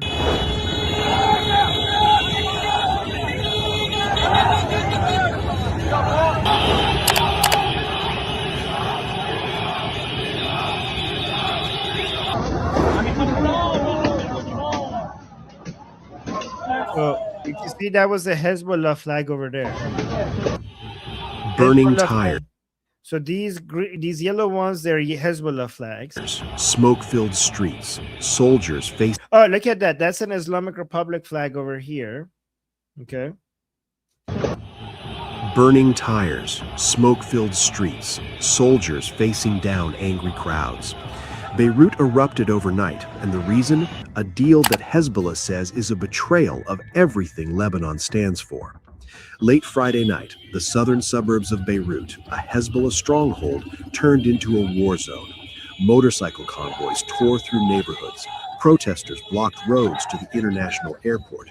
And Lebanese soldiers, they were firing tear gas to take back the streets. This wasn't random unrest. This was a message. Here's what set it off. On June 26th, in Washington, D.C., Lebanon, Israel, and the United States signed what's being called the Trilateral Framework Agreement. On paper, it sounds like diplomacy. It lays out a plan for Lebanese state forces to take full control of the South, a phased Israeli military withdrawal, and a verified disarmament of non-state armed groups. That last part, that's aimed directly at Hezbollah. and Hezbollah didn't sign this deal. They weren't even at the table. So when word hit the streets, their supporters hit the streets right back. Look at that. Not a single Lebanese flag. It's only I see the Islamic Republic flag in Lebanon. What the fuck that flag is doing in Lebanon? And we also They don't represent Lebanon at all. They're like at 18%. Right. Yeah, this is an invasion. This is an invasion of the Palestinian cause and the Islamic Republic of Lebanon. These people do not represent, wrong country. Like, what the fuck are you doing here? Videos circulating on social media showed intersections swallowed by black smoke from burning tires. Masked demonstrators faced off nose to nose with soldiers. Chants echoed through Daihi, the heart of Hezbollah territory in Beirut, well into the early hours of Saturday morning. The road to Beirut's international... Wait, I don't know if I saw one Lebanese flag. Well into the early hours of Saturday morning. The road to No, this is Islamic Republic Beirut's flag. international... I thought I saw a Turkey flag somewhere in there. I thought it was weird. This is only yellows are Hezbollah. These are Islamic Republic. I saw a red flag, but I could be wrong. Yeah. Of Saturday morning. The road to Beirut's international airport was shut down. Shut down. One of the busiest entry points in the country, blocked by protesters who say their government just sold them out. Yeah, there's a red flag over there. I don't know what that one is. Security forces eventually cleared the barricades, but the anger, that's not going anywhere. A Hezbollah-affiliated lawmaker didn't mince words, warning that enforcing this agreement could push Lebanon towards civil war. Lebanon... See, I knew, here's the thing. The Lebanese people, the ones who are anti-Hezbollah, they don't want to push too much against Hezbollah. You know why? Because they have trauma over the 15-year civil war that they had. Okay? And a lot of Lebanese people who hate Hezbollah, they're kind of terrified that if they piss off Hezbollah too much, this is going to start another 15-year civil war. Right? That's what they're worried about. I mean, I understand that worry, and I think I know where it comes from. When you're talking about active conflict, if you have 18% that are going, let's say out of that 18%, you get 10% to just go actively into war, that's a problem. That's a big problem. Even if 90% are against it, just having 10% willing to like go out there and kill, go out there and blow stuff up, go out there and use munitions or like large artillery, it's a problem. Like the only benefit right now is the modern aspects. Like you have a lot of more modern ways to find them and see who is doing it than you did probably in the last 15-year war. What year was that? When did that happen? That ended like 7 years after I was born. So in the night, okay, I think, yeah. So 7 years. I was born 1983. Okay, hold on. When did the Lebanon Civil War end? So I was right, yeah. So 1990, because I was born in 1983. So 7 years after I was born, it ended in 1990. So it started in the 80s, finished, it started before, in the 70s, and then. Okay. Though a civil war then would be very different from a civil war now. You still have some elements like guerrilla tactics. This is an insurgent war. It's not the same as open conflict, but it would be it's very different. Like it's not the same as attacking another country like Hezbollah does to Israel. And they might be more willing to go door to door and, go ground penetrate the radar so they can see whatever's under the ground. And like, if you go full, like, we're going to find your weapons caches and we're going to like find every one of you, it can be faster, but it can still be very, it can get very bloody. Yeah. By the way, this is Naim Qassem. This is Nasrullah's replacement, the head of Hezbollah. Yeah. If you guys didn't know. Is he showing off the shoe polish and on his forehead? Is that what that little black spot is? I don't know if that is. It doesn't look like it. It might just be a birthmark or something. He could just be old. He could just be old. Yeah, I don't know. Oh, I don't know. Yeah. Is a country still scarred by 15 years of civil conflict that ended in 1990. It is Oh my God! They just said when I looked up, it just said it here. Okay, so 15 years that ended in 1990. They're scared. I just said what we were talking about. Could push Lebanon towards civil war. Lebanon is a country still scarred by 15 years of civil conflict that ended in 1990. It is a country where armed factions and the state have coexisted in an uneasy, fragile balance for decades. This deal doesn't just ask Hezbollah to pull back, it asks them to disarm. And for millions of Lebanese who see Hezbollah as the only real resistance against Israel, that feels less like peace and more like surrender. As of Saturday morning, the protests haven't gone nationwide, but the situation is fluid, the divisions are deep, and the question hanging over Beirut right now is this: can a deal signed in Washington actually hold on the streets of Lebanon's south?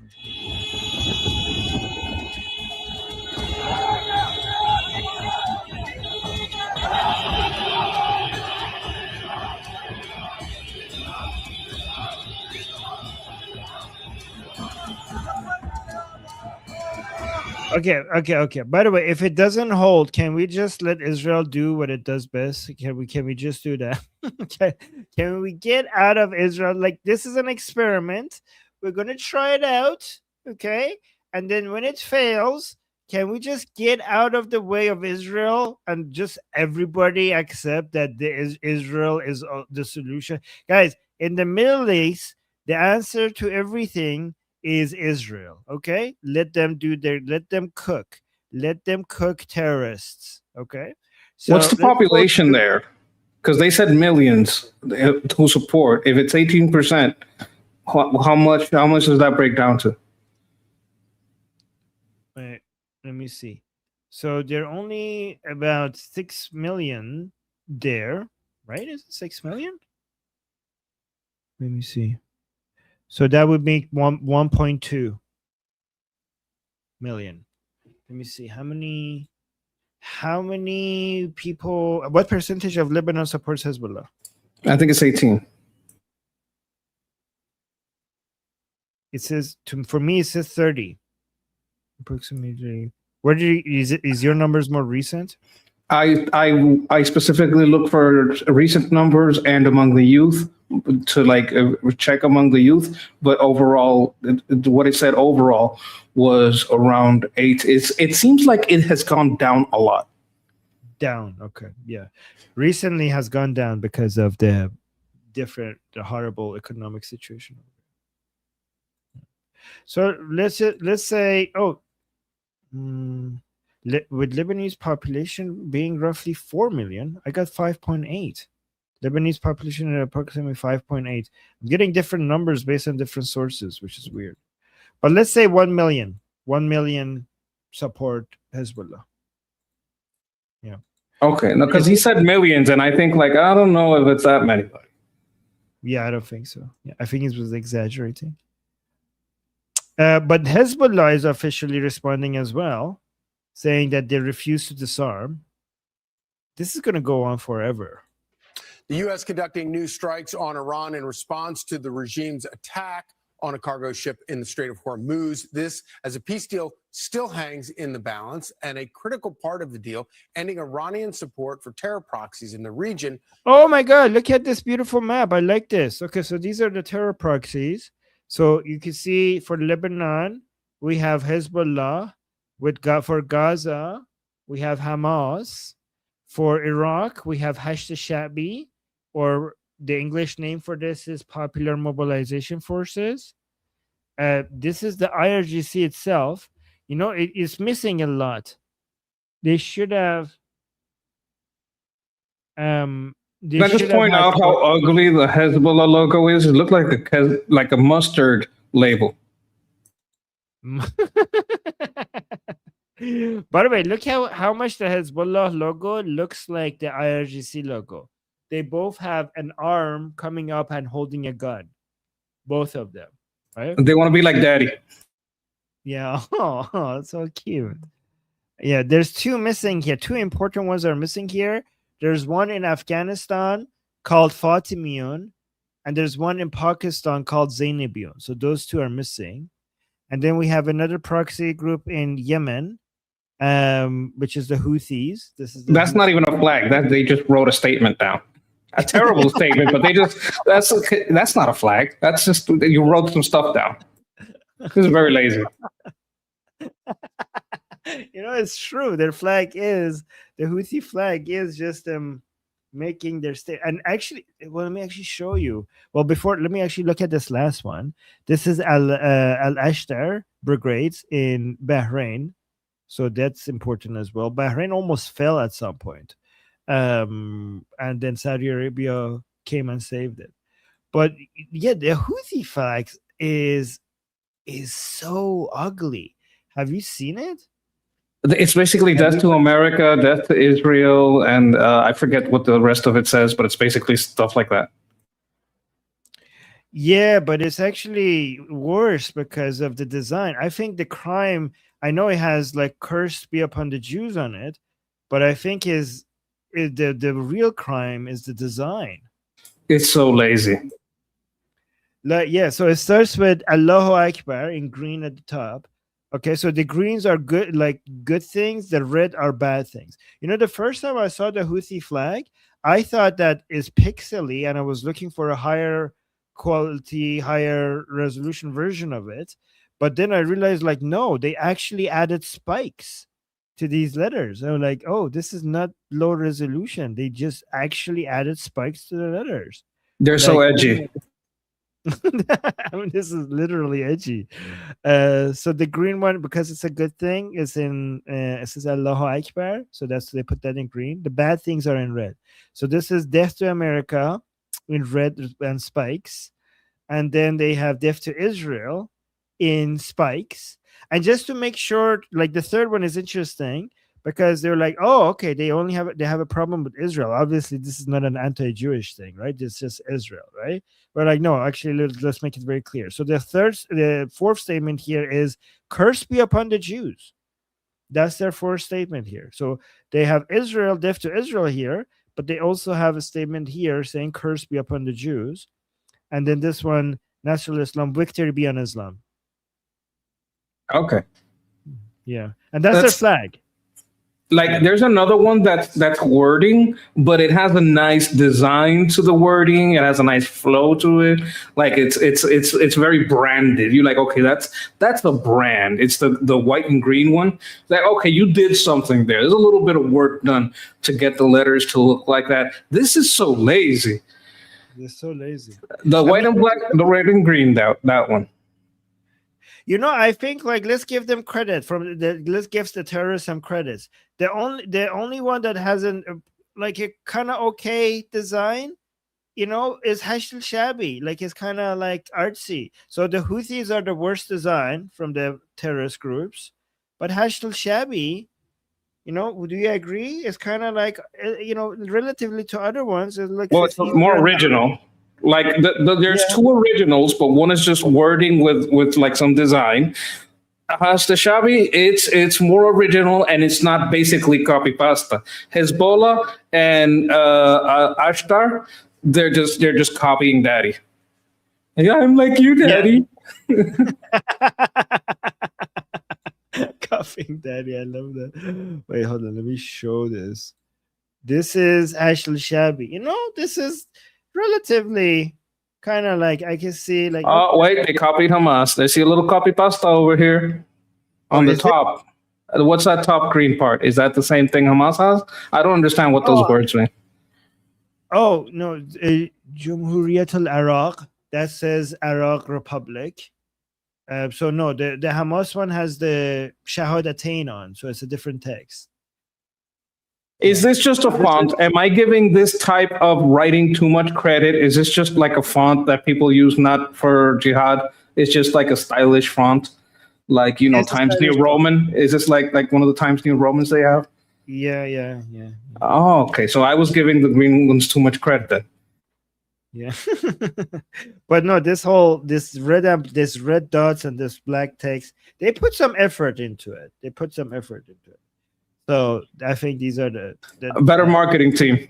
better marketing team in Iraq, at least, right? Yeah, okay. IRGC is shit. Yeah. Hezbollah looks like IRGC. Yeah. To be fair, the Houthis are the poorest ones. So maybe they couldn't afford a good marketing department. And also, to be fair, Hashd al-Shabi, they designed their logo later than all of these people. So for example, you know how you see Disneyland in Tokyo is much better than Disneyland in LA? Because the Disneyland in LA is old, right? The Disneyland in Tokyo, they had to build it like way later when technology was a lot better. So that's why it's better. So Hashd al-Shabi logo is more modern looking because it was designed like a lot later. That's why it looks better. I'm so jealous. You got to go over there, didn't you? Yeah. Oh, that's so cool. That is amazing. Oh my God. I want to go. Yeah. Tokyo is great. Tokyo has Disney Sea as well. You don't get Disney Sea anywhere else in the world. Anyways, let's go back. How do we get from terrorist logo designs to Disney Sea in Tokyo? I don't know. I apologize. I was monkeying around. It's my bad. Oh my God. All right, let's go. Let's get back to this.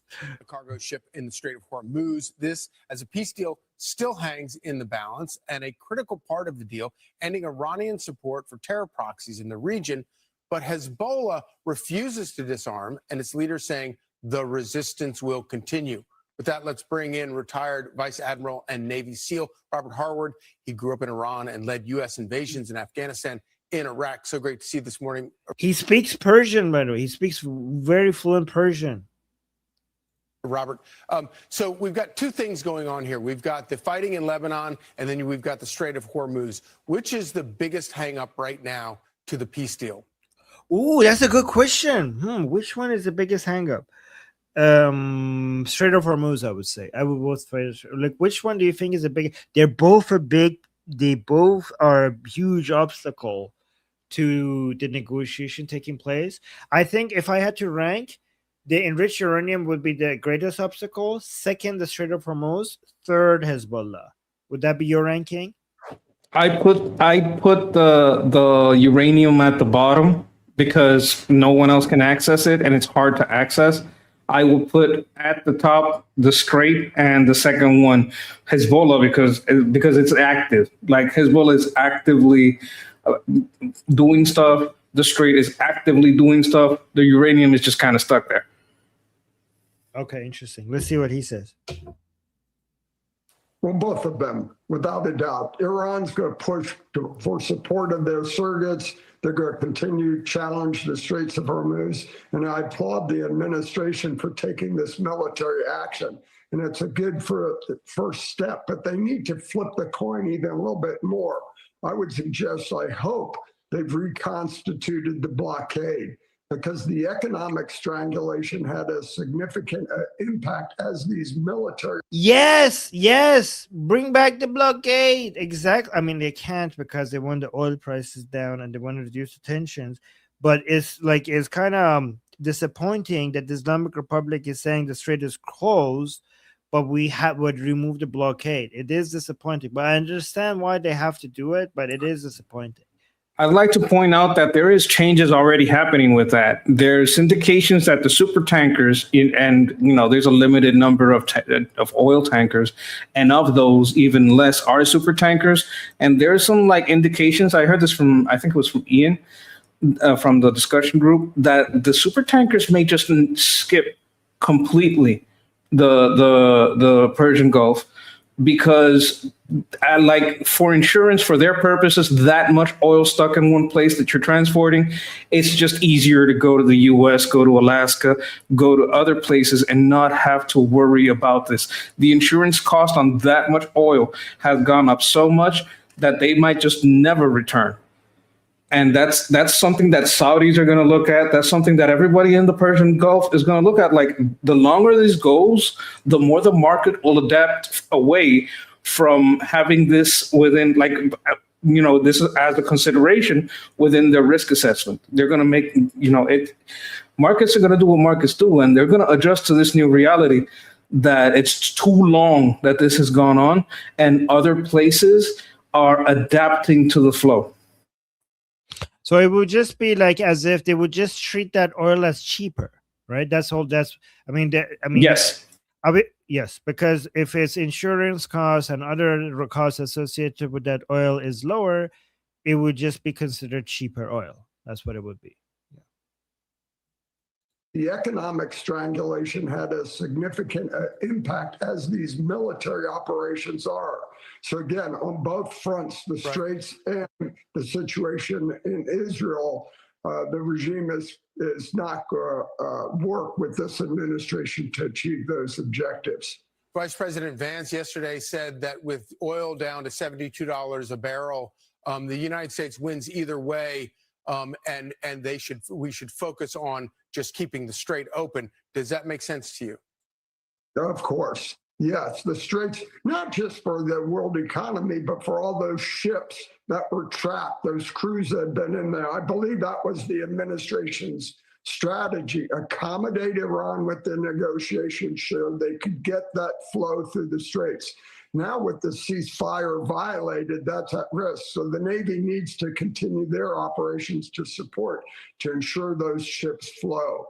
And again, it may have an impact on the oil prices, but at the end of the day, that economic strangulation of the blockade is just as significant. And they need to put all of that on the table to ensure they're in a position of strength in these negotiations.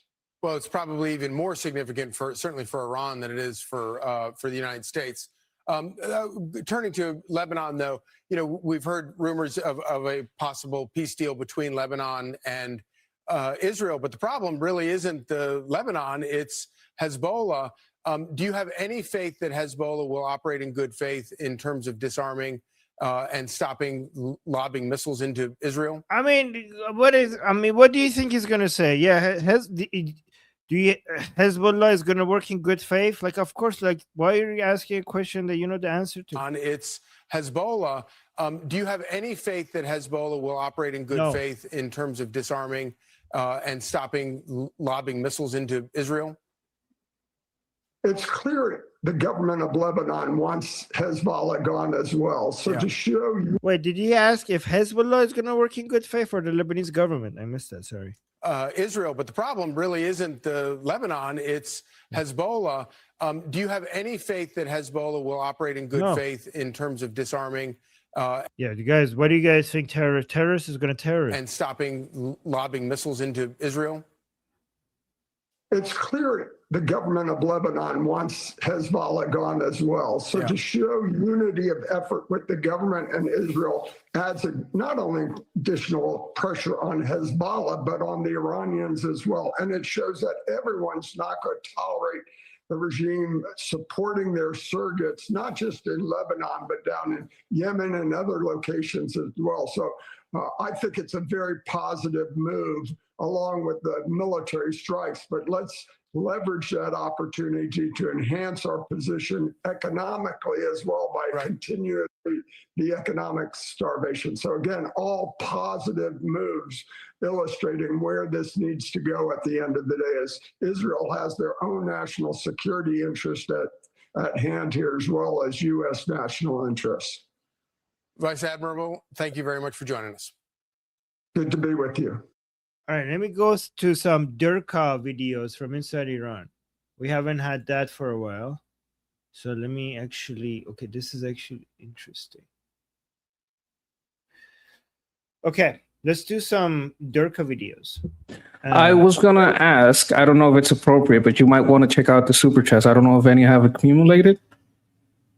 Oh, no, we just have Rogers. Thank you so much for becoming a member. I appreciate that. Thank you so much. And thank you, Rogers. Thank you, Rogers. Thank you for being part of our group. Welcome to our family. Ew, that's cringe. I should say. Welcome to our group. Not. I don't know if that's a good idea to call it family. But anyways, let's watch this. Okay, so guys, these are, I have a few videos because I try to keep you updated of what's happening inside Iran, and everything that shows the internal conflict, and different positions of different people within the Islamic Republic, so that you keep up to date, because a lot of you who have been following this channel have become a lot more aware of the different segments of the Islamic Republic, and we don't want to let all of that go to waste, because you guys have a base of knowledge here that most people don't have. So it's, I think, keeping every once in a while me giving you some updates regarding the internal drama of the Islamic Republic, I think that's very helpful for us to continue that that foundation that we have built here. Oh, Amir saying, Armin, for some of us it is family. Aw, is it really? Thank you, Amir, for saying that. I appreciate you saying that. That is sweet. You guys are awesome. Anyway, so let me play some of this. I have this video, and then I have this video, and then I have this video, and I'll tell you. I wouldn't just translate the message.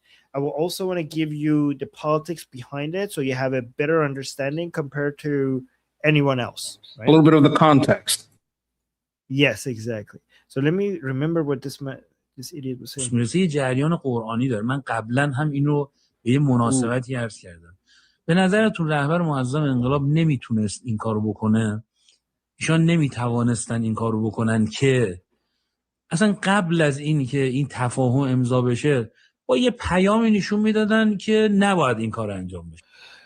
Oh, okay. So he's saying, don't you think the supreme leader, Mujtaba, could have just stopped the MOU? Do you think he didn't have the ability?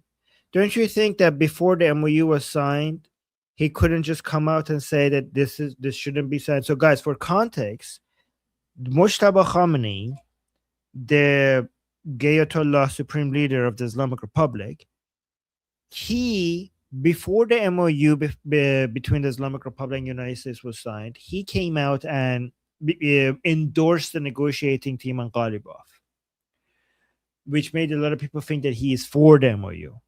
And then after the MOU was signed, he came out with a statement saying that he was fundamentally against the MOU, which made me call him a fucking coward, because Mujtaba didn't want to be responsible for he wanted the MOU to get signed, so he didn't want to be responsible for it not to get signed. But he also doesn't want to lose credibility for backing the MOU, this embarrassing MOU.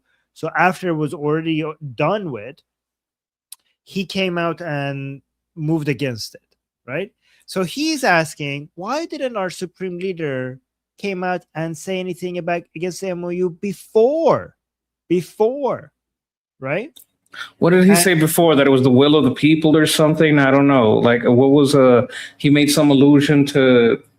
I don't remember exactly. No, that was so before he just said, I fully endorse the negotiating team, like meaning Ghalibaf. Oh, right? okay. No. After he came out and said, I was against the MOU, but because it was the will of the people, I give permission to Pezeshkian. Well, he didn't say, yeah, he's basically said, because it was the president, I accepted it. I give permission, even though it was fundamentally against it, right? So somebody in the chat is actually saying something I was going to say. This guy is going to come and say that our supreme leader is playing 4D, 14D checkers or chess or whatever, right?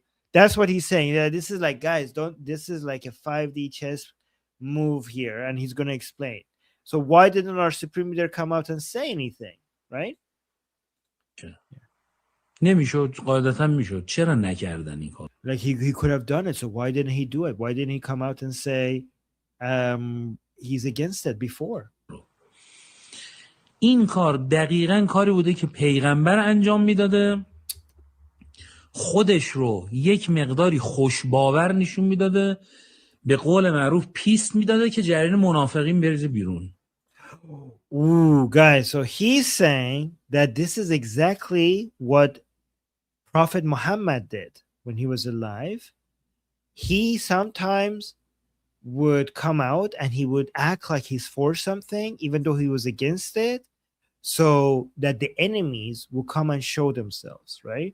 So he knew something was a good idea, but Prophet Muhammad, he would sometimes pretend that he's for something so that the people who are for this bad idea will come out and expose themselves, right? So let's continue. And you predicted this. Yeah. I remember you specifically saying, "Oh no, they're gonna say Muhammad did this when they want to flip the switch. This is what they're gonna say," and here they are. Yeah. So Muhammad also did this trickery apparently to see, like, let me see, like, I'm gonna say I'm for it to see who else is, so that the people who are for it will come out and show themselves. و بعد جریان منافقین رو نشون میدن که اینها بر اساس اصول عمل نمیکنن.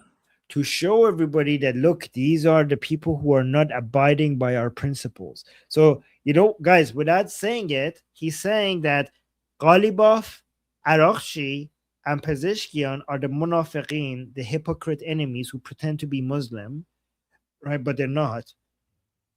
And Mujtaba Khamenei is exposing them. That's what he's suggesting. گرچه آدم‌های حالا بهتون اینم بحثو خواهم گفت، آدم‌های بدی این مذاکره کنندگان نیستن، از سر دلسوزی انجام دادن، ولی اینا وصل به یک شبکه‌ای هستن که اونا دیگه میرسه حتی به جریان یهود هم میرسه. So he's saying, let me tell you actually something. I don't mean that the negotiating team are the bad people, okay? The negotiating team are not bad people, but they're connected to this network. So he's trying to he's trying to not get into too much trouble by saying this. Why is this not moving back here? جریان یعنی هم میرسه، یعنی این جریان عین جریان قرآن میرسه به جریان عین جریان این میرسه. اونا اصل به یک شبکه‌ای هستن که اونا دیگه میرسه حتی به جریان یهود هم میرسه. Oh, he's saying, okay, so he's saying like the negotiating team are not bad people. They're doing this from the sympathy, from a position of sympathy with these negotiations that they're doing. But they're connecting to this network that if you go all the way, it's connected to the Jewish network. Like it's that bad that it's connected to the Jewish network. So he's saying the negotiating team might be meaning well, but their network is connected to the Jewish network, right? یعنی این جریان عین جریان قرآن میرسه به جریان فی قلوبهم مرض، بعد میرسه به جریان منافقین، میرسه به مرض و علی النفاق، فوق تخصص نفاق و پشت سرش رسانه‌ها و جریان زیرزمینی یهود. So he's saying, like, just like the Quran, this network is connected to that network, and then to a most advanced, then to another network that is the most advanced version of our enemies, and then it keeps going and going, and then it goes underground to the underground Jewish network. So if you keep going, if you keep connecting the dots of our negotiating team, eventually it will go to the underground Jewish network. که من همینجا تو پرانتز این عرض بکنم، این پیام به شدت برای امام المسلمین خطرناکه. And I open the parentheses here. This movement is very dangerous for our supreme leader. چون که همه فهمیه ریخت بیرون همه رو. Because our supreme leader managed to expose everybody. He just put it all out there. Our supreme leader is basically exposing everybody by doing this. بعد ممکن Yeah, guys, he's not talking about the Jewish tunnels in New York City. That's not what he's referring to. This is different tunnels. That's yes. Guys, this whole this whole Strait of Hormuz, Ghalibaf situation is somehow connected to the Jewish tunnels in New York. It all comes from there, okay? It all started from there. واقعا همونجوری که امام شهید گفتن توطئه کودتایی ممکنه. Oh, now he's talking about Ali Khamenei. He's saying that just like Ali Khamenei, the former supreme leader, our martyred supreme lord said that there has been a conspiracy behind all of this. وجود داشته باشه و بعد واقعا جان ایشون ممکنه در خطر باشه. کودتا یک and there's a coup d'etat happening right now in Iran. Like He's basically saying there's a coup d'etat happening, there's a regime change happening, and Mujtaba Khamenei's life is in danger. مفهوم داره. کودتا داخلیه. Oh, he's saying the coup d'etat is happening from the inside. It's internal. کودتا توسط دشمن انجام نمیشه. کاری که دشمن میکنه جنگه، اسمش کودتا نیست. So he's saying this is internal. That's why we call it a coup d'etat. Our enemies, what our enemies are doing from outside, that is war. But what's happening internally is a coup d'etat. بالاخره اتفاقی که افتاده این اتفاقی است که از لونه کشی داره میکشه بیرون. And whatever is happening, the supreme leader is grabbing it from their hiding places, from inside their nest, and is dragging them out. پیغمبر همین کارو میکرد. و منهم الذین یؤذون النبیانات وقتی. So here's the thing. I showed this on the Persian channel, and on the Persian channel, I made a recommendation to these people. I was like, why don't you guys go and let's turn your 14D chess plan into a 14,000D chess plan. Okay, if this is you have a really good plan here going with exposing your enemies. So why not go commit to this and go all the way? Why not let your enemies topple the regime, bring Pahlavi back, make you all martyrs, and then you could then expose us even more. I mean, if you're because these people are losing and they're trying to act like their losses are basically a multi-D chess plan for exposing the enemies. So I'm like, expose us even more. And what you could show is let yourself be martyrs to show that you're on the path to Allah and Islam, and let Iran become prosperous and rich and free and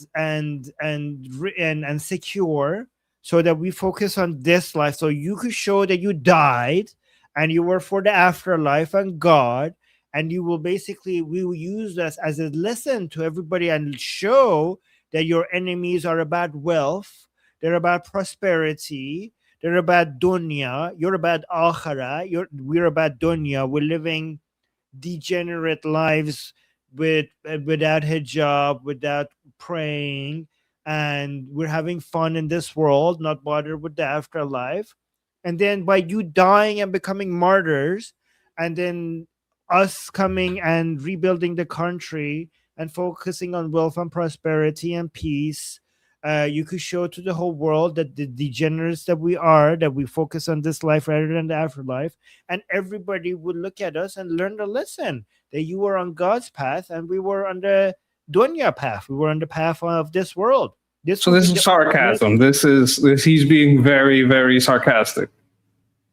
Yes, wasn't it obvious? I think it was, but it's like, it's deep sarcasm. It's like he went long with it. See, so guys, in Islam we have the dunya, which means this world life, and we have the akhirah, which is the afterlife. The Quran teaches you that you should give up the dunya, because the dunya is all illusions and worthless, and your life should be for the akhirah, for the afterlife, right? You should be fighting to make your afterlife better. Forget this world, right? And Omid in the chat is saying, yeah, give us the dunya. You fuckers can go be the martyrs. Yeah, that's a good one, Omid. I love that. Yeah. And you could show everybody how degenerate we are by focusing on the dunya. Just let us rule over Iran, and that would be expose us. That's how you expose us. Yeah, worldly degenerates. That's what we are. Anyways, here's another video. I forgot what this one is about. Wait a minute. So at the end, his message is against Golubov and the wanting of the dunya, or the wanting of stability and money in this world, right? No. That was my plan. That's the 14,000D chess plan.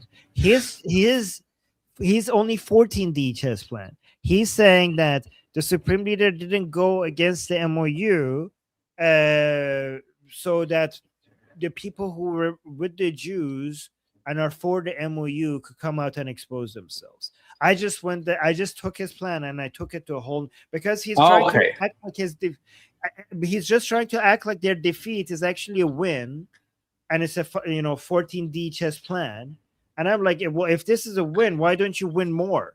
Why don't you? I just missed the cutoff of where he ended it and you started with. You did okay. So he did 14D checkers. You did 1400D chess. Yes, exactly. Okay. Yeah. All right, so let's go to the next one.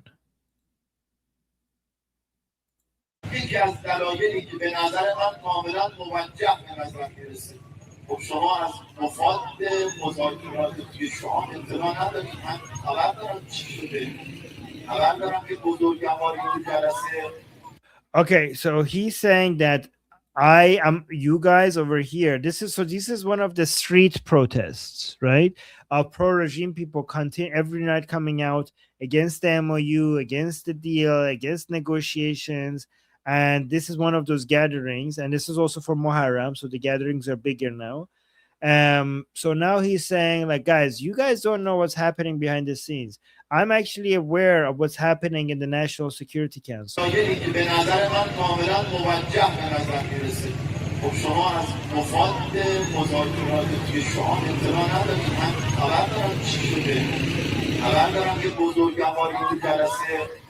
تهدید کرده که اگر اینی که من میگم نشه، اگر اونجوری نشه، اگر فلان نشه، اگر امضا نشه، اگر موافقت نشه، بعد دیگه نیستم. So he's saying that there was somebody in the National Security Council who said that, oh, if we don't do negotiations, if we don't do a deal, if we don't do an MOU, then I'm going to quit. Okay? Who do you think, guys, who do you think he's talking about? Let me actually bring the boom boom sheet. Okay, so this is the Supreme Security Council. He's basically is trying to say that Moshtaba, the supreme leader, had no choice but to accept the MOU because somebody within the Supreme Security Council forced his hand. He said there was somebody who said that if we don't do this, if we don't sign the MOU, I'm going to quit. So he's not naming him, but who do you think he's talking about? Oh, you're muted. Is it one of these two guys at the top here, or any one of the gray ones down here? No, he's talking about Pezeshkian. Because remember, okay, is Pezeshkian IRGC Joe Biden? Is he like very old and kind of like weird and crazy? No. I heard that from someone. No, okay, so Pezeshkian is the president. Pezeshkian is the president, but he is the one that, you remember, guys, we had the news that he's threatened that he would resign, right? They didn't let him. They didn't let him. And he's saying that those threats of resignation was because he said, I would resign if you don't sign the deal, sign the MOU. That's what he was doing. So he's basically like everybody like in Iran knows that he's talking about Pezeshkian without actually naming him. So no, guys, Vahidi is not on the Security Council. Arakshi is not on the Security Council. Yeah, Pezeshkian. Yeah, Pezeshkian. Yeah, exactly, Pezeshkian. So President Pez Dispenser. Okay. Yeah, so they're saying that it's his fault. It's Pezeshkian's fault that the MOU was signed because as a member of the Supreme Security Council, he threatened the supreme leader that I'm just going to quit if you don't sign, if the MOU doesn't get signed. So it's not that they didn't let him quit. It's that they signed. It's not, oh, you sign or I quit. Okay, I'll sign. It's not you sign or I'll quit. You know what? I'm quitting. No, you're not allowed to quit. It's that they gave in to him. Yes, they were so worried that like, oh no. So the supreme leader was like, I know the MOU is a bad idea. And this guy is saying, Pezeshkian said, like, you sign it or I'll quit. And the supreme fucking leader of the Islamic Republic was like, oh no, Pezeshkian is going to resign. Okay, we have no choice but to sign the MOU. So this retarded take is that the Islamic Republic was this close to defeating Israel, this close to defeating United States, this close to winning everything, but for the sake of Pezeshkian not resigning, he was like, okay, let's sign the MOU. That's what this guy is trying to say. Yeah, exactly. Neil Bunny saying everything is Pezeshkian's fault. Send him to Pakistan as punishment.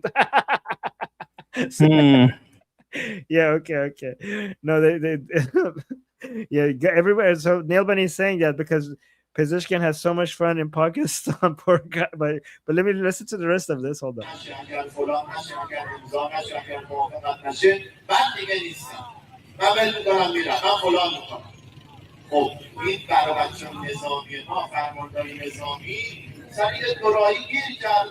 So he's saying this made our military commanders to be stuck at turning point. Like they had two options, they had two paths to take, and they couldn't. They had a hard time to pick one.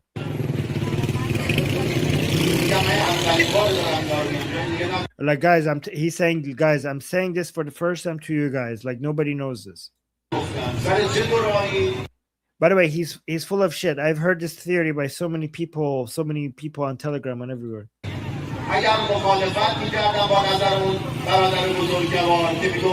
He's saying that the situation that they found themselves in, like the people like the IRGC and the Supreme Leader, they're like, if we disagree with this big brother of ours, again, they're not naming him. He's such a coward. He's not even mentioning Pezeshkian. He's like, if we disagreed with him, if we said no to him,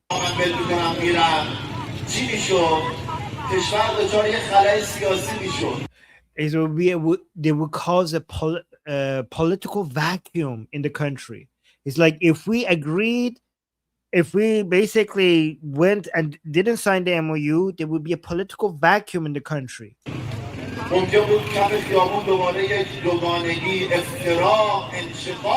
People would be anxious. It would cause division. This is such bullshit because the political vacuum was created by killing Ali Khamenei and some the highest officials within IRGC and Jalili and Shamkhani. Pezeshkian would not create a power vacuum. This guy is like full of shit. Like the power vacuum was already created.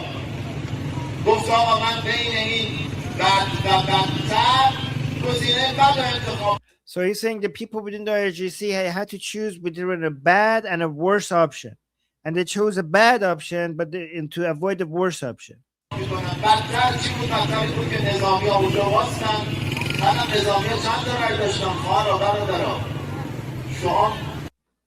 So this is this is a lie. They're just trying to protect IRGC and Supreme Leader for giving in to this really, embarrassing, humiliating MOU. Like the reason why this is ridiculous is because all of the goals and ideals of the revolution, of the Islamic revolution, have now been pissed on. Right, the blood of the Supreme Leader, destroying Israel, liberating Jerusalem, humiliating the Americans. All of this has been put aside so that Pezeshkian doesn't resign. Are you fucking kidding me? Like, who believes this shit? Well, you got corn and hay too. Yeah, you got corn and hay. Yeah, so they're trying to deal with this level. So that's one coping, like this self-defense mechanism. Oh, they're fattening him up, like you said. Yes, exactly. But here's another tactic, and I think this is a more clever tactic, right? So I'll tell you what he's saying, and let me know. I'll let you guys guess why this is a defense tactic when it comes to trying to recover from the humiliating MOU. Okay. You might not get it's actually a little bit complicated, so you might not get it, but I'll give you a chance. So I'll translate it and I'll see if you guys get it. Okay, so let me give you context. This is Ashura, Shaba Ashura. This is the Ashura night. This is the day that Hussein was killed in Karbala. Hussein is like a very, very holy figure in Shia Islam, the grandson of Prophet Muhammad. This is the holiest day in Shia Islamic calendar, holiest day, right? Where you're supposed to remember, the Hussein's death, right? And it's like Christmas or Passover or something like that. yeah, but with a lot more death and crying and blood and stuff like that. So like more like Holy Week when Jesus died. Yes. So this Ashura, let me actually give you this video for context. They're allowing a lot of hijabless girls and I don't know, even femboys in. So let me show you this video. So a lot of hijabless women are allowed in this Ashura. I love these videos. Yeah, so this is for like, before I show you that video, I should show you this to see like this Ashura is not like other Ashuras from last year, other years.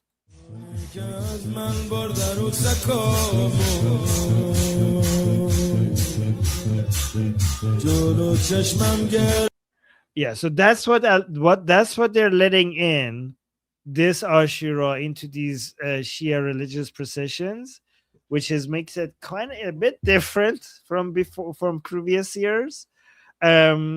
And this is what this guy is complaining about. Okay. Look, I would complain. Yeah, so I'm scared. Yeah, like this is kind of weird. You know what?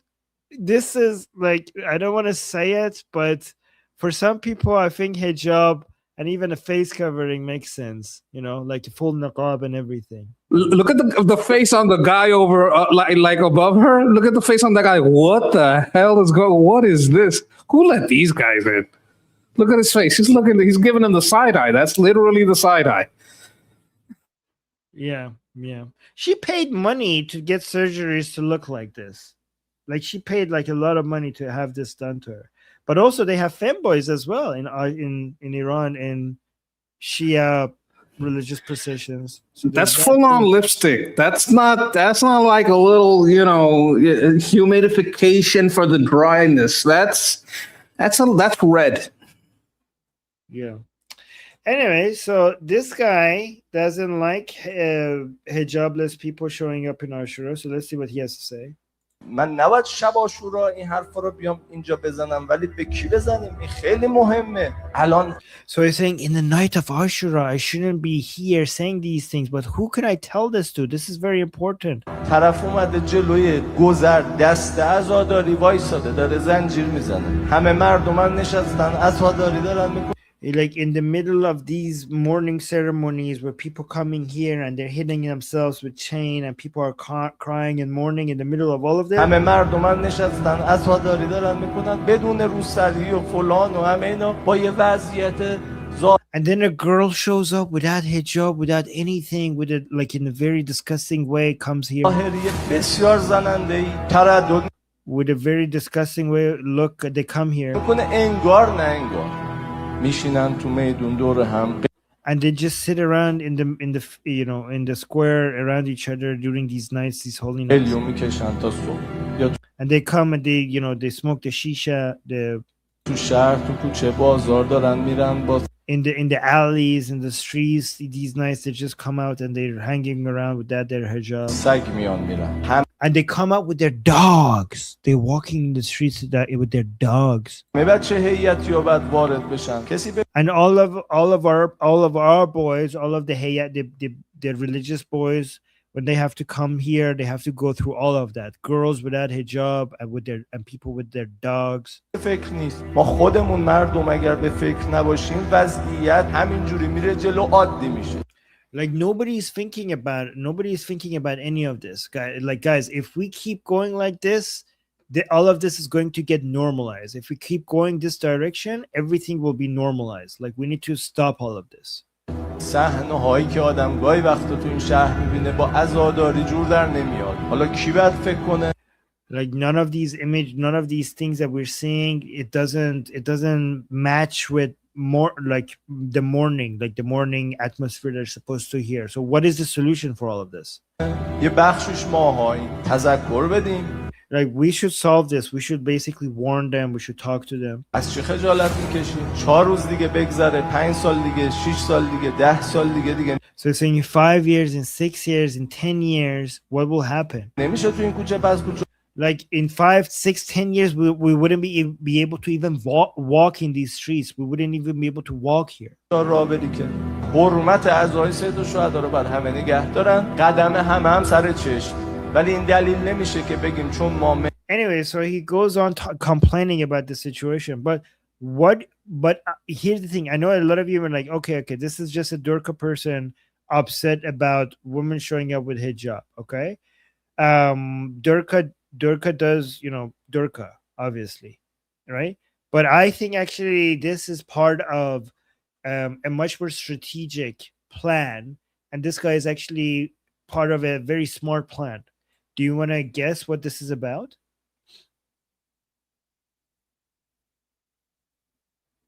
Anybody? This is too many D's in. I don't know. Okay. By the way, I have to give credit. I didn't come up with this. Kaveh told me what this is about, and he's so fucking right. They're losing against America and Israel, and they're being humiliated. So they need to switch attention against the Iranian people and internal affairs. They need to switch enemies. Okay? So they've been focusing too much about winning against the Americans and Israelis, and now that they're being humiliated, they need to redirect attentions to lack of hijab and women not wearing hijab and degenerate lives internally. Bring the enemy internally, the one that you could actually maybe do something about. So what you're saying is they're trying to, hey, show yourself so we can follow you home and do some honor killings or something? No. He's basically the religious people here. Okay, instead of being angry against them, focusing on the anger against Americans and Israelis, which we can seem not to be able to do much about, focus your anger on the increase of degeneracy inside Iran, so that we could actually satisfy you by doing something about that. So they're letting them run wild so they can ring them in and say, hey, look, I did something like that. No. The people, so they're not letting them. These are not the people who are letting them run wild. Okay, the Islamic Republic's lack of ability to enforce hijab laws has made it more women in Iran be able to wear hijab, not to wear hijab. But now he wants to take advantage of this situation that there is more hijabless women around to focus on this, like to bring attention to this factor, because this is a more affordable thing to get angry over, because you could at least bring attention away from the MOU and the negotiations and the humiliation associated with that, and focus on let's switch the enemy and focus on this enemy. Yeah, so here, Texas Troop is saying they can't win against America and Israel, but they can win against women not wearing hijab. Exactly. I understand that part, but who does he think came up with this switch of enemy? Or is he just saying we should do that? We should switch enemies. No, he's not talking about switching, because obviously if he said about switching, that would be too obvious. So he's not going to say that. There is now. Oh, okay. So the people in charge are now thinking that it's like, guys, if you want to rile people up, let's focus. Like it was fun while it lasted, pretending that we're winning against the Americans and Israelis. Now that we can see that now that more people are getting humiliated by the fact that we're not winning against them, let's actually focus on an enemy that we can handle, a weaker enemy, which is the unarmed Iranian people.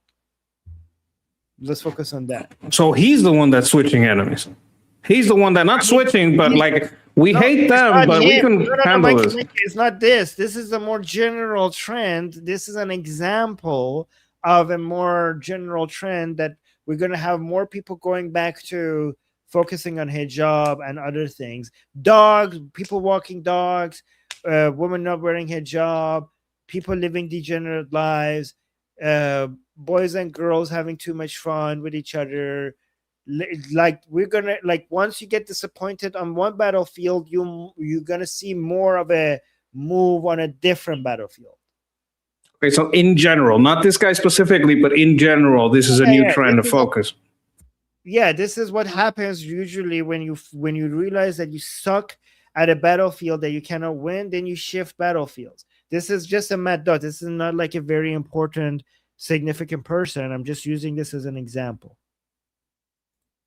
Got it. Now I'm sometimes, you know what? I think in Walmart American and I'm trying to simplify it, and it is deep. So sometimes I need a little like simplification to understand it. I'm just a monkey.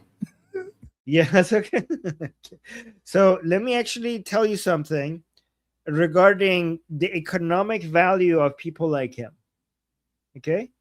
This guy is worth, this guy and people like him have economic value. Guys, I know that it's probably because my degree is in finance, but I look at everything and I always think that fundamentally it comes down to economics. Even when you see Durka jihadi people and you think it's ideological, I think ideology is a tool, but at the end of the day, everything comes down to economics. And I'm going to explain the two economic values of somebody like that, and who is this person useful to, and why these two are at odds with each other. We got a super chat, so let me read that one. Ellie, I think. Ellie, thank you so much for the super chat saying, Armin, you are super funny, man. Much love. Oh, well, thank you. Really? You think so? Elite. That says Elite Zero. Oh, Elite Zero. Sorry. I don't know where it starts at. Okay, so Elite Zero. Thank you, Elite Zero. Elite Zero 2K. Thank you so much. And yeah, am I? Okay, well, that's good. I think I'm usually funny when I'm not trying to be funny. And then whenever I try to be funny, I end up not being funny at all. So the key to being funny is don't try to be funny. Yes. I think you succeed when you try sometimes. Okay. Well, I'll try harder. Yeah, see, Texas Troop agrees with me, saying 100% Armin, economic translates to power. Yeah, I think all sorts of power is economical. All sorts of power is economical, because everything, if it's power, then it has value. If it has value, then it could be measured. If it could be measured, then it will enter the fields of economics.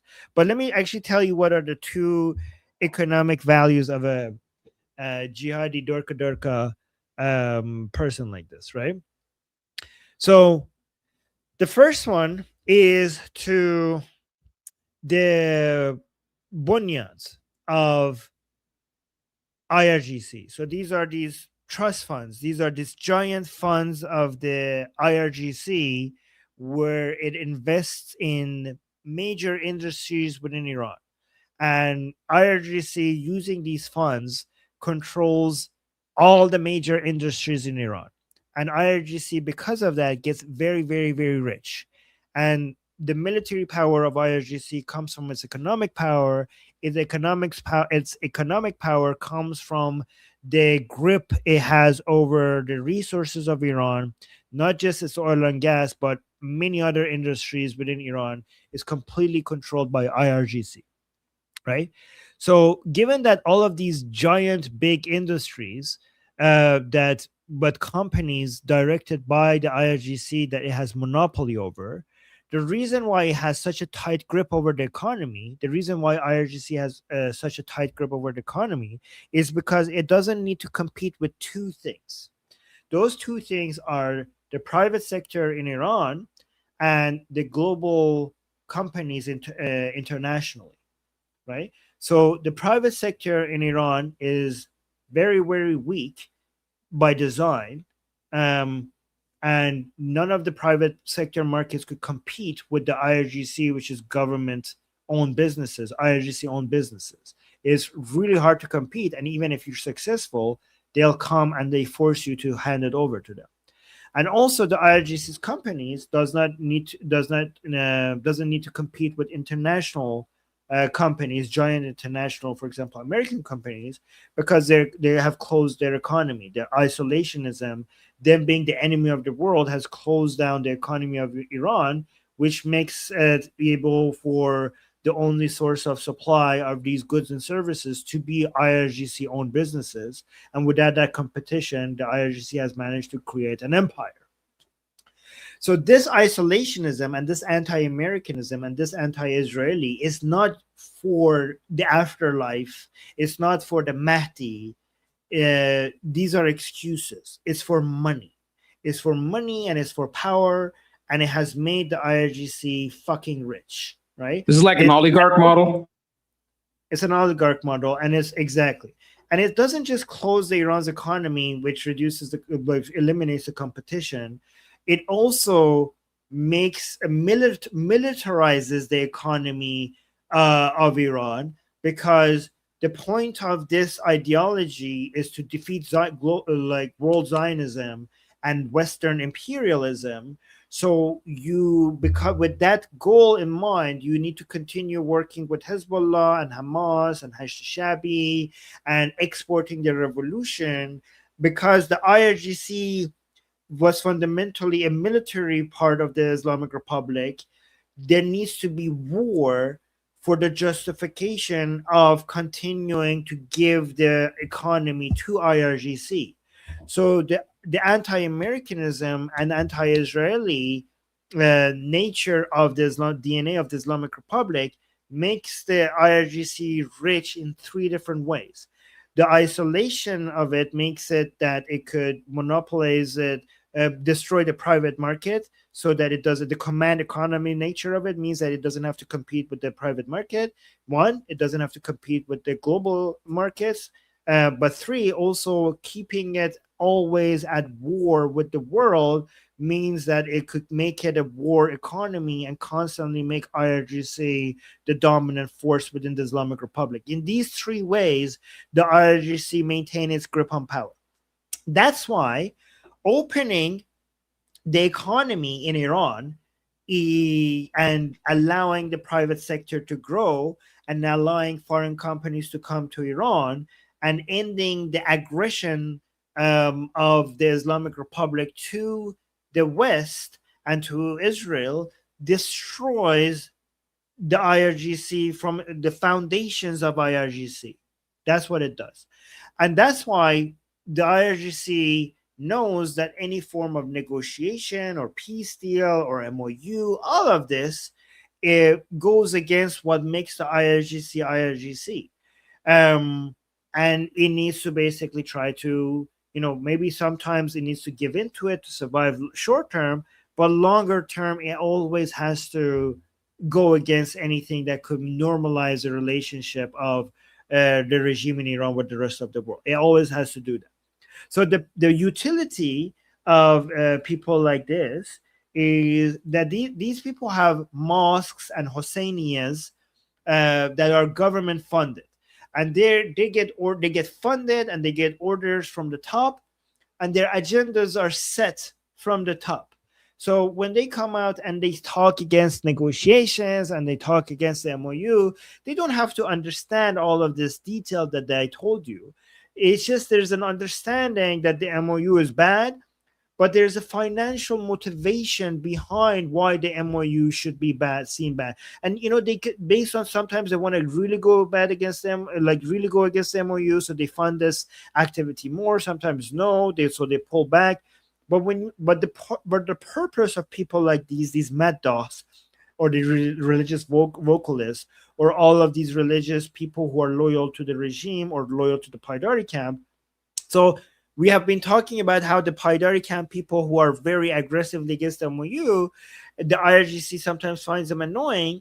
But to be fair, yes, because it's really hard to completely control them, but they're actually useful because the IRGC relies on them to come out and derail the negotiations when necessary. But sometimes they go overboard when the IRGC actually is trying to maybe appease a little bit. It's not really easy to completely control them. It's not like an on or off switch. It's more like we'll start funding the mosques and the Hosseinias more to increase this activity, or then the directive will change. Sometimes the directive will change, but it will take a little bit of while for the narrative in the streets to change based on what the IRGC wants. So So what I'm saying is that these people get funded and supported by the people within the IRGC that own major industries, and they're financially motivated to push that type of narrative. That's one. So that's the economic value of people like this. But then there's another economic. So that's one. There's another economic value that these people have, is that they are a suppression force. They're against protesters and anti-regime Iranians, right? So the Islamic Republic, Like a pressure release valve? No, a pressure release valve are the so-called reformers. Okay. The reformer, yeah, but these are not pressure release. These are pressure, right, on the anti-regime Iranians, right? So the Islamic Republic knows that the vast majority of the Iranian people are against it, and it cannot use its forces all the time everywhere to push back against that. It does need these types of people, these pro-regime people, to be its eyes and ears, and also to be a threat to the anti-regime Iranians. They are basically a cheaper police. These are civilian police. Like, they're not officially police, but they're sympathetic to the regime. So they're a threat to people who are anti the regime, and there are way more in number than the armed forces of the regime itself. And their constant presence in the streets, even though they're a minority of the Iranian people, they're in numbers, they're still a lot higher than the armed forces of the regime. So they are a pressure, a constant pressure in every corner, in every alley, in every office, in every bank. You know that they exist and they're there. They are your Basiji. They call Baradar Basiji, like the Basiji boys here and everywhere. And it's not just the police that you need to be afraid of, it's these civilians that you also need to feel pressure of. They're going to come do Amr b'Maruf and Nahi az Munkar on you. Like, they're basically going to do their religious duty to go against you if you're sinning. So this is part of the regime that is not officially part of the regime, but it is part of the regime, and it's a much more affordable part of the regime when it comes to suppressing the anti-regime Iranians. So that's another purpose that they have, and these are separate. They're connected. When the ladies would show up and grab a girl because she doesn't have a hijab, was this these people? That's an interesting question, because sometimes they are officially part of the government and they are not these people. If they come up with a card that says Niruy Intizami on it, they're official part of the government. But sometimes their people come with their own personal cars and do the same thing, and they're not officially part of the government. They just think that I am doing my religious duty in fighting back against these people, right? Or these people call those people. Hey, I got one over here. Okay, sometimes they work with sometimes they actually clash against each other, right? So sometimes the regime uses these people as an intimidation tactic, different part of the regime, and sometimes the regime arrests them for harassment. So it's weird, it's complicated, it's not that black and white. So they're used by the regime, and they're sometimes suppressed by the regime, and like, you're going to this is a time that we don't want to put too much pressure on hijabless girls, and these people are like, fucking hell, like, no, I'm gonna go and do it myself. And sometimes they actually get arrested for harassing hijabless girls. It's complicated, right? But the thing is that it sounds like the relationship between Seattle police and Antifa. Like, sometimes they get along, sometimes they don't. They don't work directly together, but they kind of excuse each other sometimes. Sometimes they harass each other. It's kind of weird. They have a love-hate relationship with each other, okay? So the regime needs them, but they also hate them because they get out of control, right? So, and for example, in this video that I just showed you, these two purposes go hand in hand. This switch is going from one purpose to another, right? So they're now that they're going with the MOU and everything is looking a lot more humiliating, they're trying to switch their purpose to the focusing on the hijabless woman and stuff like that. So that's what you're witnessing over there. Right. All right. So I want to do something interesting. I'm going to go to Sam Harris and hold on. Let me see. Sam Oh Harris, no. I guess. Yeah, I want to see what the monkey thinks about this because somebody suggested this to us last time, and I think we should respond to him. Sam Harris is very, very much anti-President Trump, and he thinks that President Trump has screwed up bigly when it comes to this MOU. So I want to see what you guys and the monkey thinks about this, right? So Oh, you can tell already, right? you're angry already? Okay. So let me start playing this and we'll respond to it. And guys, let me know before we get to the as we go through this, you write your comments in the chat. We're gonna look at that as well because I want to see if you guys agree with Sam Harris, disagree with him, and it's gonna be, I'm gonna engage with the chat while we do this as well. But I also need to go do a bio break. So let me just play this. Before we get to the Iran deal, and before you ruin the mood, we have to watch this hilarious clip that does a great job of summing things up over there. Let's play that clip. All right, I'm not sure why we're all still having trouble with this. Let's try it again from the top. This is a victory for the U.S. because our goal from day one was for Iran to open the strait that didn't close till after we attacked, which was completely controlled by their military we had total dominance over. And it was a waterway that we could have taken over, but instead asked for help that we didn't need, but we'll remember that our allies did not give us, all because of the negotiating power of a FIFA Peace Prize recipient's threat to annihilate a civilization in order to liberate them from a regime that changed, which was not our goal, but we will take credit for, from an old man who hates us to his younger son who hates us for those reasons and that we killed his father. And while it is not clear the status of Iran's nuclear capabilities that we obliterated last year, but we're going to be a problem in 2 weeks, one thing is for sure. They now have more money and control of the strait than they had when they made the old deal that we ended because it was terrible. Now, I think that is enough about authoritarian That's great. We got it. I've never seen this guy before, but he's hilarious. Wait. Fantastic. It was. We have to like that whole first bit is completely a lie. Like it says that we went over there and we hit them because they wanted control of the strait. That's not why we hit them. We hit them because of the uranium, right? So that and like everything, every part. You see, this is what people like. You know how they sneak stuff in with a joke? They sneak stuff in with a nudge and a wink to like on that base make more and more arguments. So if you look at that first clip, so many things. They're playing with the timing, they're playing with the reasoning, they're playing with the motivation, and you're supposed to just. This is like the Jon Stewart method. They would sneak stuff in as a joke that when you look at it, and this was also done by Stephen Colbert when he was a little bit funnier. He was always kind of terrible, but when he went into late night, it got even worse. They sneak lies in, and then they get, it was a joke. I wasn't being serious. It was part of my creative liberty as being a jokester. So many things in that first bit listen to it. If you listen to that first comedy bit on which I'm guessing they're going to base all of what they're going to say, it's ridiculous.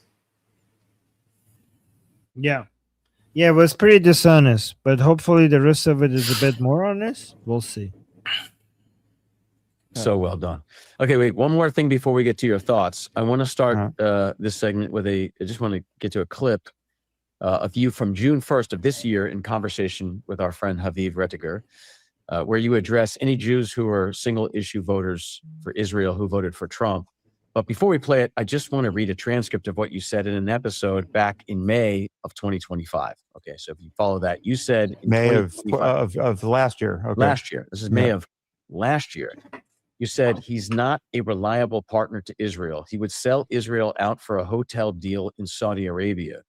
And then you went on to say, by the way, talking about Trump, if that wasn't clear, he's not a serious person. He doesn't actually understand anything. He has allegiances which are vulnerable to the next moment he feels personally slighted by somebody. Again, that was in May of 2025. And this clip is from June of this year, 2026. Let's play that clip.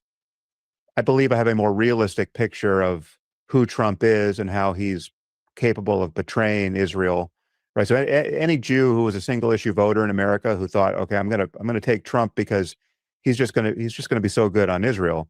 He moved the embassy to Jerusalem. I mean, this guy is just all in for Israel. I see him as a much more conflicted and superficial character than that. I mean, I don't think he understands the real issues of jihadism and Islamism. I think he's happy to, to glad hand a somebody who was a jihadist yesterday, like the current. Oh, by the way, this is Ask Haviv. I'm going to be on his show soon. Let me see on my calendar. Yeah, he is way better. Like, I have seen shorts from that guy. Like, that's the guy I want to listen to. He invited me on his show. Have you seen his bit on international law? It's exquisite. Okay. All right, let me continue. A leader of Syria, just because he likes the cut of his jib and thinks he's telegenic, he'll cut some family. He'll figure out how to make $1 billion by cutting some deal in Qatar and not care, how much blood is on the hands of the people he's now in bed with. He's just, and I honestly, I think if the mullahs in Tehran had offered him, had bought, $1 billion worth of his cryptocurrency, there might not have been a war in Iran, right? I mean, I just think he's that selfish and easily misled. Wow. Wait. Like, this is all a series of I think, I believe, and ad hominems. He hasn't said anything based on this thing that happened, this thing that he says, this deal that he made, this thing that he did to Israel that was bad. It's all just him talking to you about his feelings and his thoughts. It's not based on anything. Well, outside of the ad hominems, which are a terrible way to make an argument, very lowly way to make an argument. Okay. Right. You know what? I'm gonna let Monkey respond to this today. So yeah, let's just go through this. Monkey, you open your mic whenever you want to respond. Yeah. Well, I still think that. Oh wait, we got a super chat. Let me respond to this one. Thank you, Wolf, saying, Armin, have you done any shorts or super cuts of the Durka versus Durka translations? I think it would be useful to have clips for us to share on social media regarding the faction fighting in the IGC. I have somebody who cuts the videos out. So if you like a playlist, just like shorts, we make short videos. So Wolf, if there's any segment that you think it would be useful, if you email it to me, armin.navabi@gmail.com, like here, like Armin, this video, this segment to this segment, I think it will be useful. Then I will forward that to our editor and we'll make a short about it because I'm not in charge of finding those. I have somebody who does that for me, so I don't know if they have done that or not. But if there's anything that you think that, oh, Armin, this should be its own video from your live stream, just email the link to the video and the timestamp, and I will tell our editor to cut that part out. And thank you for the recommendation. All right, let's continue.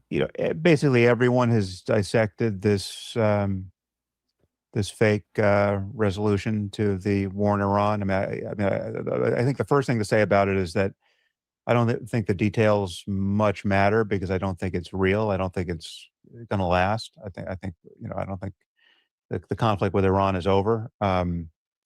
Again, this is, I think, I don't believe, I don't think, I don't believe, I don't think, I don't give a fuck what you think or believe. We got to make our arguments based on facts. You may believe that, the moon is made of Swiss cheese. What do I care what he believes? I also put something to share if you want. It's an image file. It's the basis of the pyramid of arguments. Maybe if anybody would like to take a look at that, I think it's very informative when you're going to listen to anybody. Listen to see if they are within counter argument, refutation, refuting the central point, or just doing ad hominem and responding to tone. Yeah, but if you're making your claim, it's hard not to make your claims at least without the word "I think" at the beginning. I mean, I think like me and you, when we're speaking, we're also saying, "I think this, I think that." Like we do that all the time. I think we do it, but we base it on past actions. We base it on, I think because of this and this that happened, this and this might happen. He's basing it on nothing. So we don't know yet. Let's see. Like maybe he does, But I mean, maybe you're right. Maybe you're right. But like I think, like at the beginning, if they're making their claim, let's give it some chance to see if they're going to support it with anything, right? But at least at the beginning, when you're making your claims, it's hard not to use the word "I think," right? But let's continue. Well, the reason why it matters, I mean, for example, I also think that the negotiations are not going to end the conflict, and the conflict between Islamic Republic and United States is so fundamental that one way or another we're going to go back to higher tensions at some point. So I do agree with that, and I already explained in many streams why I think that. I have the evidence for that. Well, he has no evidence of them doing it over a deal for a hotel. Okay. I don't think the details much matter because I don't think it's real. I don't think it's going to last. I think I don't think the conflict with Iran is over. Nor do I think it should be over. But the reason why it matters, this so-called memorandum of understanding is that it is a full and fully humiliating capitulation to Iran, right? I mean, like it's shocking in all the ways that people are shocked by it. It reveals Trump's willingness to totally betray Israel and as an ally that is fighting an existential war. Well, I mean, the MOU is not a deal, so we haven't seen what actually is going to happen yet. The MOU I mean, is not. Yeah, he's not saying how it betrays Israel. Yeah, I mean, the MOU, whatever is in the MOU, we have to see what actually happens because the MOU is not binding. It's just for show. It's not a deal. He's gone so far as to say, and he and his odious vice president have both gone so far as to say that they shouldn't be responding to missile strikes from Hezbollah, right? They just shouldn't respond, and they're also guilty of killing too many non-combatants in Lebanon when they do respond. So he sounds like Hassan Piker on some level now. Fancy that. So to be fair, I don't like the way that they're talking about Israel, but I also do know that Israel will respond either way. Like Israel will respond. I don't like the fact that they have to pause this often, but I also understand that it is bad for Israel if Democrats take over the House and Senate. It's worse for Democrats if that happens. So if President Trump has to just say to the Israelis like, oh, stop, don't, no, just so that the Islamic Republic has this image internally that they have made the Americans try their best to stop Israel, just for the MOU to go forward so that oil prices are low, so that the midterms are not too bad for the Republicans. Short term, maybe that's bad for Israel. I mean, long term, it's also hurts their image a lot. But at the end of the day, it's the worst thing would be a full Democratic takeover of the House and the Senate. That would be worse for Israel. So I see why if United States has to do that, I understand it. I predicted what that was all about. I said, look, he's just saying this so Lebanon will deal with Israel because they don't want to deal with Jolani. That's clearly what I said. Look, there's a possibility here that he's trying to push Lebanon to deal better with Israel because they don't want to deal with Syria. And that's exactly what happened. So I don't know. I mean, I'm just looking at the facts as they, as they come out. As they unfold, right?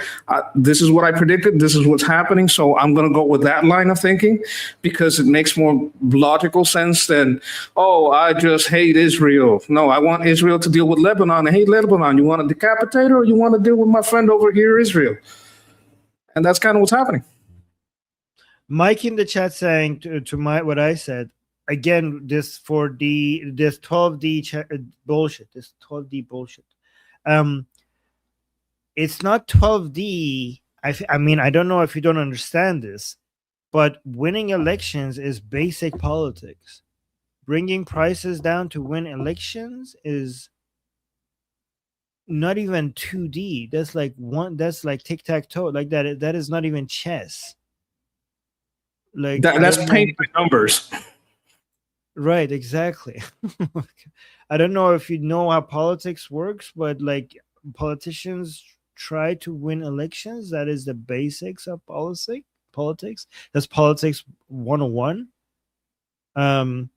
Also, he's saying, Armin, don't respect democracy. Leave it to the markets. You do understand that democracy is about respecting the will and agency of the people, and the agency of the people. The markets is about the economic agency of the people, right? It's about liberty. I don't know if you understand. You know the point of democracy is for people to be able to make their own decisions, including their economic decisions, which is the markets. You know that they're connected. All right, let's continue. So it couldn't be a greater betrayal. Rhetorically, it could not be a greater betrayal. I mean, he could go one notch further and start denying the Holocaust or something of that sort. But I mean, he's already made Israel the scapegoat for the coming failure of this deal. Israel's the reason why Iran's not going to be satisfied with our abject compliance to their demands in the end, because we can't perfectly control what's happening in Lebanon, as though that should be part of this deal at all. Look, as I said before, this has all just been negated by the deal that Lebanon is making with Israel. It could go further, but I don't think so. I think you're reading too much in the deal with Lebanon. I think that's just I think that has nothing to do with I think that was something that they were pushing for forever. Like it would have to happen eventually. And that deal is Lebanon is not going to be able to push back Hezbollah. So I think you're reading too much into that deal with Lebanon. But let me actually play a little bit of this in the end, because we can't perfectly control what's happening in Lebanon, as though that should be part of this deal at all. Well, I mean, okay, so Sam Harris doesn't really understand the internal politics of the Islamic Republic. If you're trying to do a ceasefire before the midterms and also to resupply your munitions, you need to sign an MOU that will hold the Islamic Republic, that the Islamic Republic can sell internally, or else they wouldn't be able to stop. They wouldn't be able to do a ceasefire. So the MOU needs to include Hezbollah in it, or else Ghalibaf would not be able to get the IRGC to back the fuck off at least a little bit for at least this time. So there needs to be, you needed to give Ghalibaf certain things so that he could have sold it internally. That's the point of including Hezbollah there. Everything is wrong with it.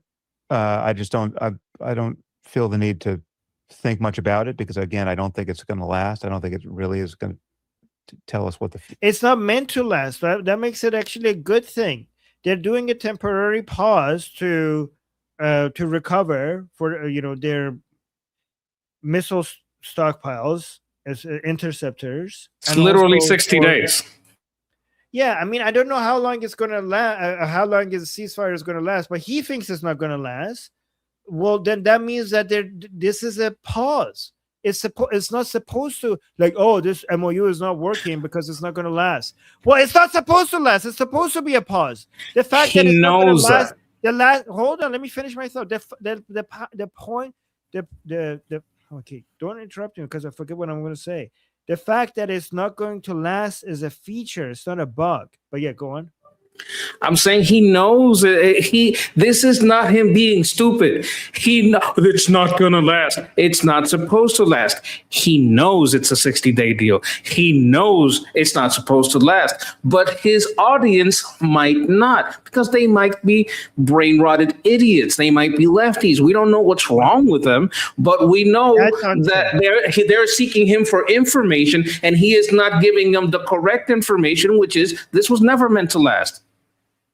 Okay, that is unfair to Sam Harris and his audience. I disagree with him, but he's not a dishonest person, as much as I sometimes disagree with him. I absolutely believe, I reject that wholeheartedly. This guy is a piece of shit. He's a goddamn fucking liar. I've seen him debate Tim Pool. I've seen him on this is not my first encounter with this piece of shit. Okay, but let me finish my thought. Can I finish my thought? I had to chimp out because I know this dishonest piece of shit is a dishonest piece of shit. Okay, but chimp out after I finish. I'm sorry. Okay, I'm sorry.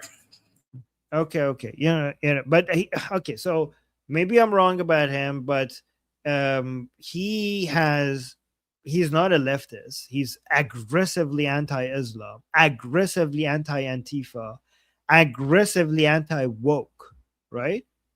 So I don't know if I can't agree with that.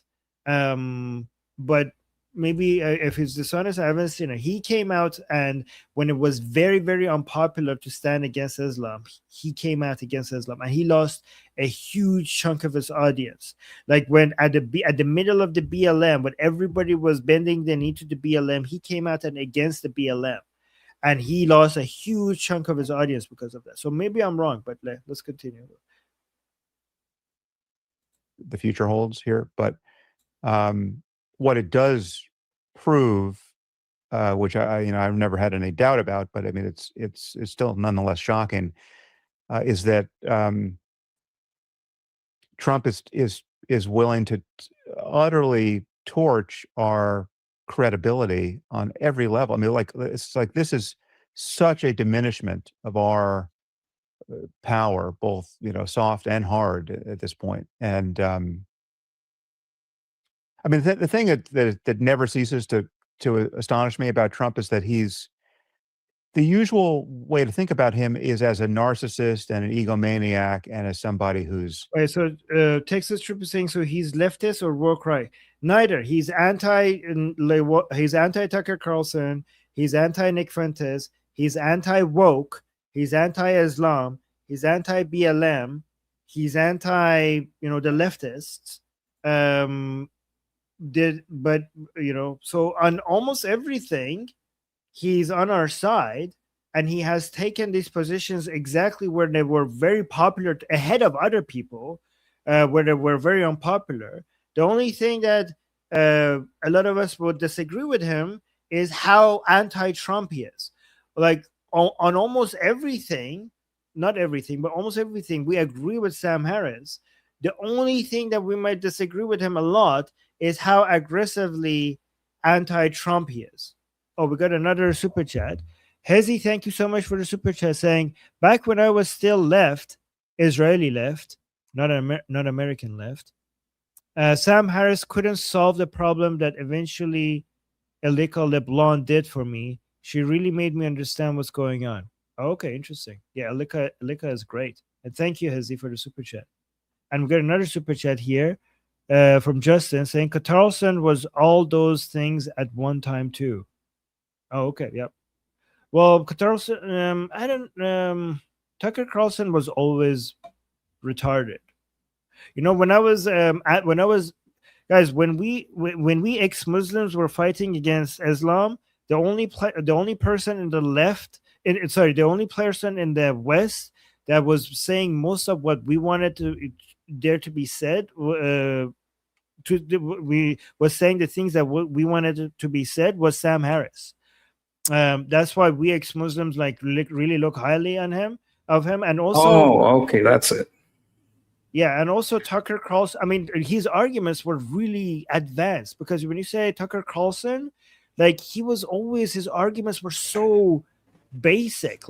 We read his books, Sam Harris's books. We read them, and they're very deep. I'm not saying I agree with him on everything, but he's not his level of debate is at a higher level. But yeah, go ahead. Okay, can I point some things out? Okay, since 2004, Sam Harris has been for progressive taxation, substantial social safety nets, support for universal health care, universal basic income, right? And let me see. These are his points. He has been all the way with Obama, and Trump hater since the start. So this guy has been a lefty most of his life. I think that there is I mean, I can just show you his book, show you his posts, show you what he's about. He's always been, if you're looking at the economics, if you don't want to be like, about the religion thing. I know there's the religion thing, right? But let's forget the religion thing. Let's say this is not about religion. We're talking about war and we're talking about economics. When it comes to economics, he's a leftist. When it comes to war, maybe he has some takes in there, but his wars seem his war stance may be like interpreted through a lens of TDS more than he's about economics. All right, so let's just focus on the arguments here, but let me just respond to you. But I want to get back to the video because it's really crazy to suggest Sam Harris is a leftist, like in my opinion. He's anti-Islam, he's pro-Israel, he's pro-free markets, he's anti-BLM, he's anti-woke, he's anti-communism. I don't understand how universal basic income is free market. Yeah, so free market is a spectrum, okay, but like universal, like being so he's less free market than I am if he has that position. He's very much pro police, he's pro law enforcement, law and order. So these are right-leaning positions, I don't think he's left or right. He has some positions that I agree with and he has some position I disagree with, and I don't think he could be boxed into left and right.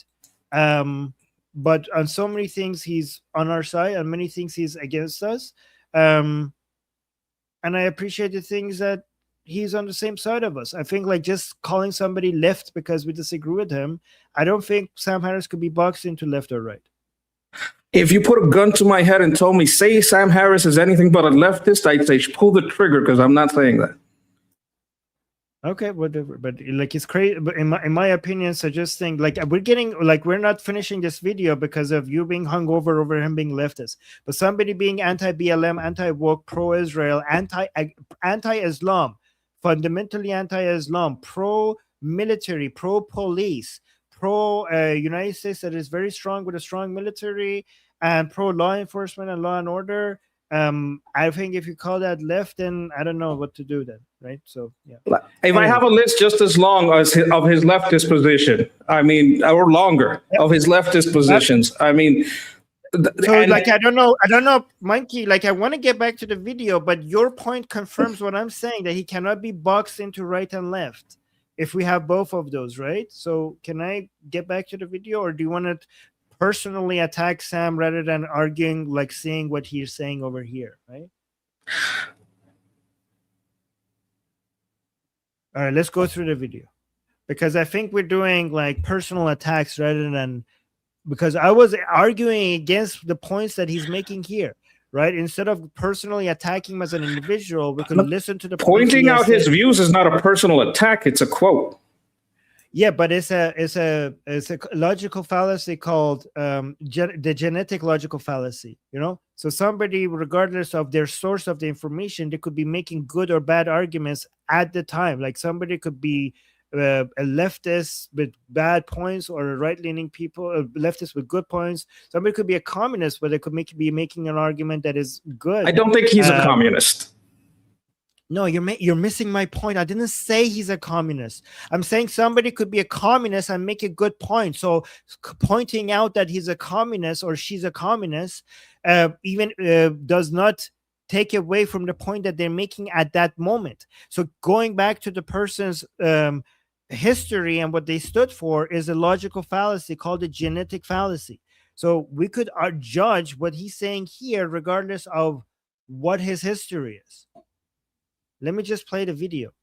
Who sees everything in personal terms, right? He's like, he is the one who holds all of our power and wields it. And if you offend him, there's going to be hell to pay. And if you flatter him, you're going to benefit from American power thrown your way, right? And that's true as far as it goes. Except what's amazing is that he is totally incapable of perceiving embarrassment and much less failure on his own. So he has humiliated himself utterly, and also our country utterly, discredited himself utterly, discredited his country utterly, and yet feels no discomfort, no apparent discomfort. Well, this is just his around opinion. that, What am right? I So supposed to believe from all this? This is just him saying what he thinks.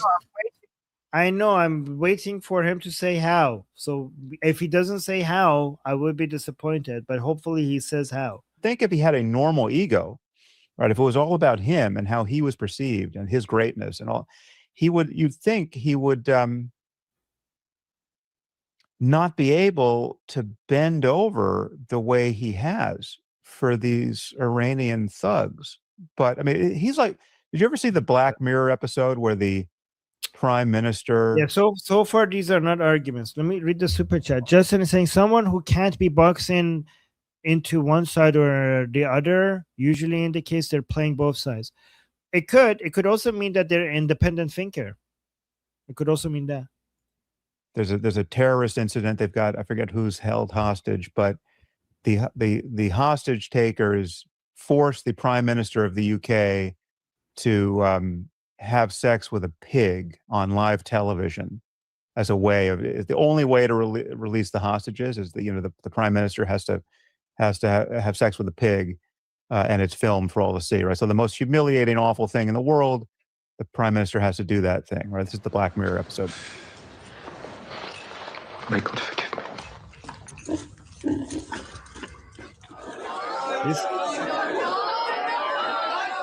mean, Trump is effectively in that situation. Doesn't seem to know. I mean, like if that were forced on Trump, he would come away saying things like, "Well, pigs are very intelligent animals," and he would find some way to try to spin it as though it made him look good, right? Like, so none of this is an argument. I don't know. Like, where's the argument? So he's so he's a propagandist around every aspect of this. He doesn't appear to know what he's done. He's the guy who said that the JCPOA was the worst deal ever negotiated. What he's just negotiated is objectively worse in every respect than the JCPOA. not really, because the MOU is not a deal. We haven't seen what happened yet. And also, the JCPOA was not after killing the supreme leader, killing the IRGC, destroying their navy, destroying their military, destroying their air force. Like, it's not at all like it comes. I don't know. The MOU is just a ceasefire. It's not a deal. Nothing has been signed. And you admitted that it's not going to be stable. So the JCPOA was stable. This was not, I mean, at least for years, this is not going to be stable even for months. You yourself admitted that. It's just supposed to give the Americans a pause for some breathing room. That's the difference. He vilified the Obama regime for the $1.7 billion of the so-called pallets of cash that they delivered to the Iranians. Well, he is delivering more than two orders of magnitude more money. No, he's not. First of all, no, they're giving them food vouchers. And the fund, the fraud, and which is and they took $1 trillion away from them. So this is different. First of all, the JCPOA hand over money to the Islamic Republic without taking away from them. President Trump and Prime Minister Netanyahu, they killed Ali Khamenei and destroyed so much from the Islamic Republic worth $1 trillion. This is like nothing. What they're giving them is nothing compared to what they took away from them. The Iranians, as a result of this deal, right? I mean, what Obama did with the JCPOA, he gave the funding to the Islamic Republic for the terrorist groups, for them to be able to do things like October 7th. Operation Epic Fury and everything that came before it basically decapitated all of these terrorist proxy groups. That's the difference. And yet, I mean, so the thing that's truly astounding is not just the failure and the loss of face, right? It's the the fact that he doesn't seem to even recognize it, right? That his shamelessness really is a kind of superpower that never ceases. I mean, who cares about shamelessness or narcissism and all of these personal attacks? Just look at, so I wish Sam Harris would talk about President Trump the way I talk about him, right? Like, I don't care about like propagandist, he's leftist, he's this. I don't care. I look at the things that he's saying and I'm judging it. Like, I don't care if you're a narcissist. I don't care if you're this, if you're leftist, right leaning. I look at the results and I judge the results. President Trump could be the most narcissistic person on the planet Earth if what he's doing is producing, if he's producing results. I'm like, okay, be narcissistic. I don't fucking care if you're narcissistic or not. Just produce the results. The results are speaking for themselves. So again, like for example, with Sam Harris, like people are like, oh my God, he's like this, is that, he's leftist. Like, I don't care. I look at the words that are coming out of his mouth and I judge them independently from everything else. Even though I appreciate, like, look at this, guys. I really appreciate Sam Harris for everything he has done for us ex-Muslims over the years. But I'm not holding back. I'm not holding back when it comes to criticizing whatever he's saying that I disagree with, right? I wouldn't personally attack him, but his statements, if it's wrong, because I know that I understand Iranian politics more than Sam Harris. So I feel like, I don't know, when it comes to the free will, obviously like Sam Harris, when he talk about it, like he has authority on that topic. But when it comes to Iran, I know that Sam Harris doesn't understand the Iran issue at all compared to the level of understanding that I have. That's why I feel comfortable being able to say like, no, you're wrong about this. You don't understand what's happening here. Oh, he does understand. He's just lying. Yeah, that's your feelings. You know, you don't have evidence for that. That's what you don't like the guy, and you're just making a claim. That's what you say. I think that. You don't know that. It could be his actual. You don't know what's happening in people's heads. He could be wrong about something. Not everybody who's wrong about something is lying. And Noah, thank you so much for the super chat. The Persian American saying it seems that this guy didn't read the MOU. I mean, the MOU is shit in my opinion, but the MOU is not a deal. It's like an excuse. The MOU is not a legal document. The MOU is a marketing document. It's non-binding. We have to. Okay, so he didn't know it's 60 days. He didn't know it's he didn't know anything. So why is this guy important? Why should I listen to him? If his whole thing is, no, I'm very intelligent and I know how to formulate good arguments for this thing, but when I cover this thing, I'm going to totally forget how to read the MOU, totally forget that it's 60 days, totally forget, like I can't, this doesn't fit in my head. You have to be doing this on purpose because you can't be so great at making arguments that it's against Islam, but you can't even read this paper. Like, you know what? Okay, you want to say he doesn't know? Maybe he doesn't know. Then he's too careless for me to care what he thinks. Well, okay, maybe. Well, he's a big deal. Okay, so if you don't care, but he's a big deal. His audience is big. He has a lot of influence, so he does matter. His opinions do matter. Yeah, but I think like we don't know if he knows, he doesn't know. But if you do read the MOU, it does look like worse than the JCPOA. But what you need to understand is that like here's the things that you should understand when you read it. Like if you read the MOU and you read a lot of analysis online, you might think like, okay, yeah, this is worse than the JCPOA. What you don't see in a lot of analysis online, I can understand why somebody would be misled by that. What you don't read is that this MOU is non-binding. The United States could do whatever the fuck it wants after that. Yeah, I mean, a lot of things that I've already said that I'm not going to repeat. I do see, like, if you go read all of the articles and opinion pieces out there online, I could see why somebody within the intellectual community thinking that they're reading the best political analysis, they will come to this understanding that this is worse than the JCPOA. But let me see. Justin gave us a super chat saying for elitist types. Yeah, exactly. I think like that's a problem with the elitists because they read each other's works and they're in their own bubble. And once something gets trending, once a view gets trending over there, they think that they have this understanding of things, Justin is saying for elitist types, what you say or do is irrelevant. character or image is paramount, which explains why Sam hyper focus on Trump image. You know, that I can see that. I can see what Justin is saying is possible. Yeah, for sure. Again, but I don't know what's going on. You know, guys, I don't know what's going on in people's brains. What I do know is the words that are coming out of your mouth, and I could judge them the way they are, wrong or, you know, I could say I think it's wrong, I think it's right.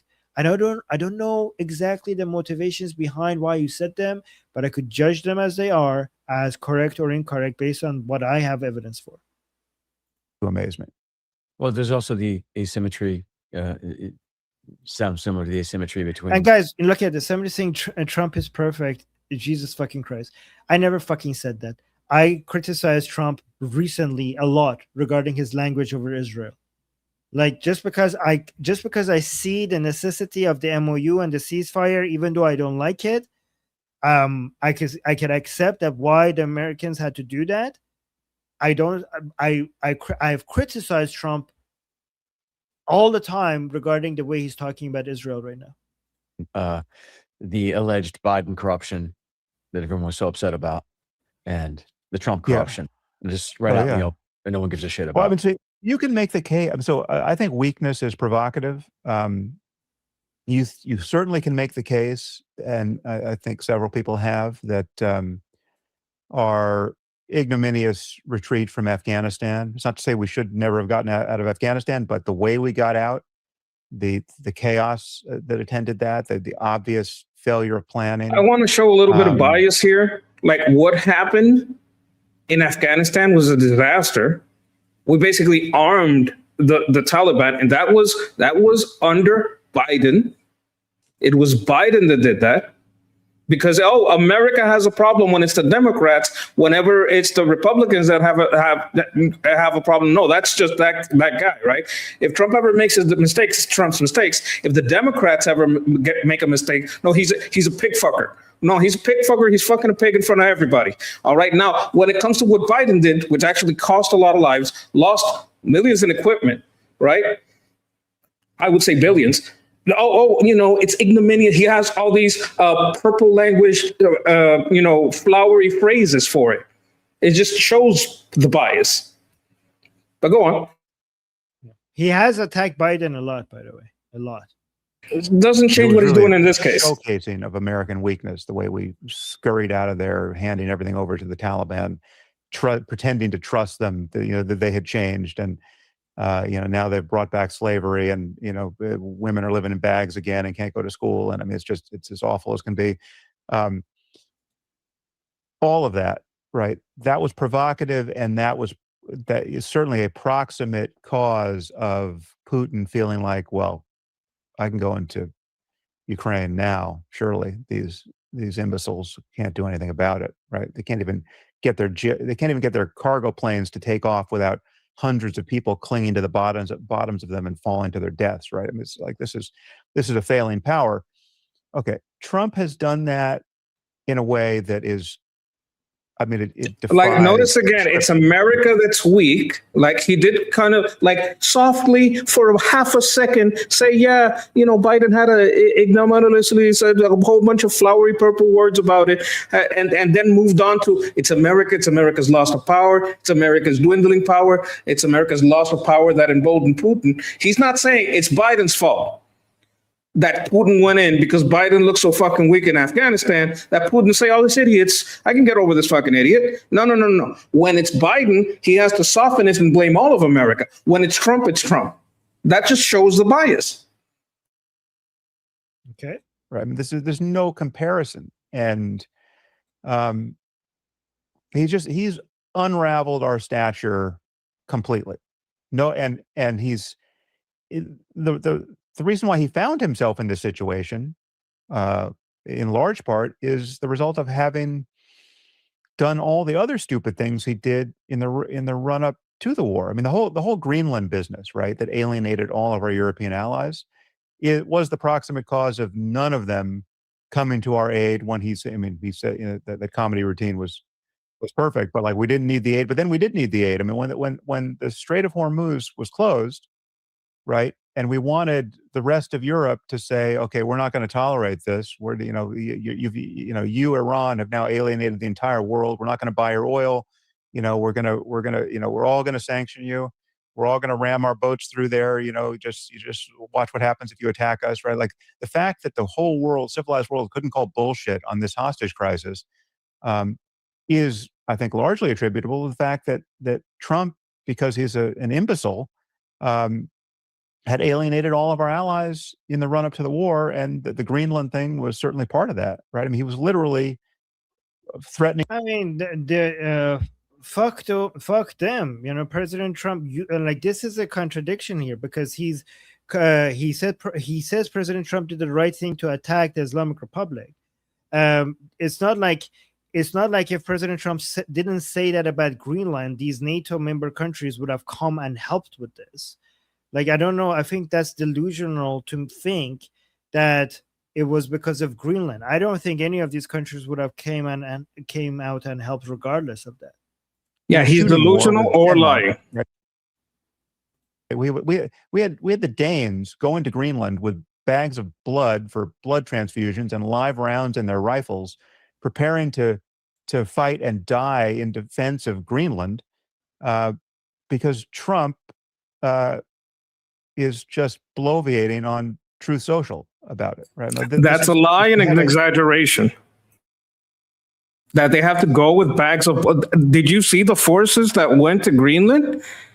It was like, what, 15 people? What is he? He's crying because 15 people went to Greenland because of something Trump said? What were they going to do with 15 people? Everything that happened with Greenland just demonstrated NATO's incapability to work in that theater. That's what it demonstrated. That's why they all backed down. That's why they wound up making a deal with Trump and saying, go ahead. We're going to have a deal with you. Okay. President who has we do. Yeah, I agree. We do need Greenland, though. Yeah, I hope Greenland does become part of the U.S. though. He valued every possible communication from the world's only superpower, right? This is a guy who will say one day we're going to commit genocide in Iran, right? A whole civilization is going to die tonight. And no one really cares because they know it's all bullshit. And now, well, I mean, if it's all bullshit, then why do you?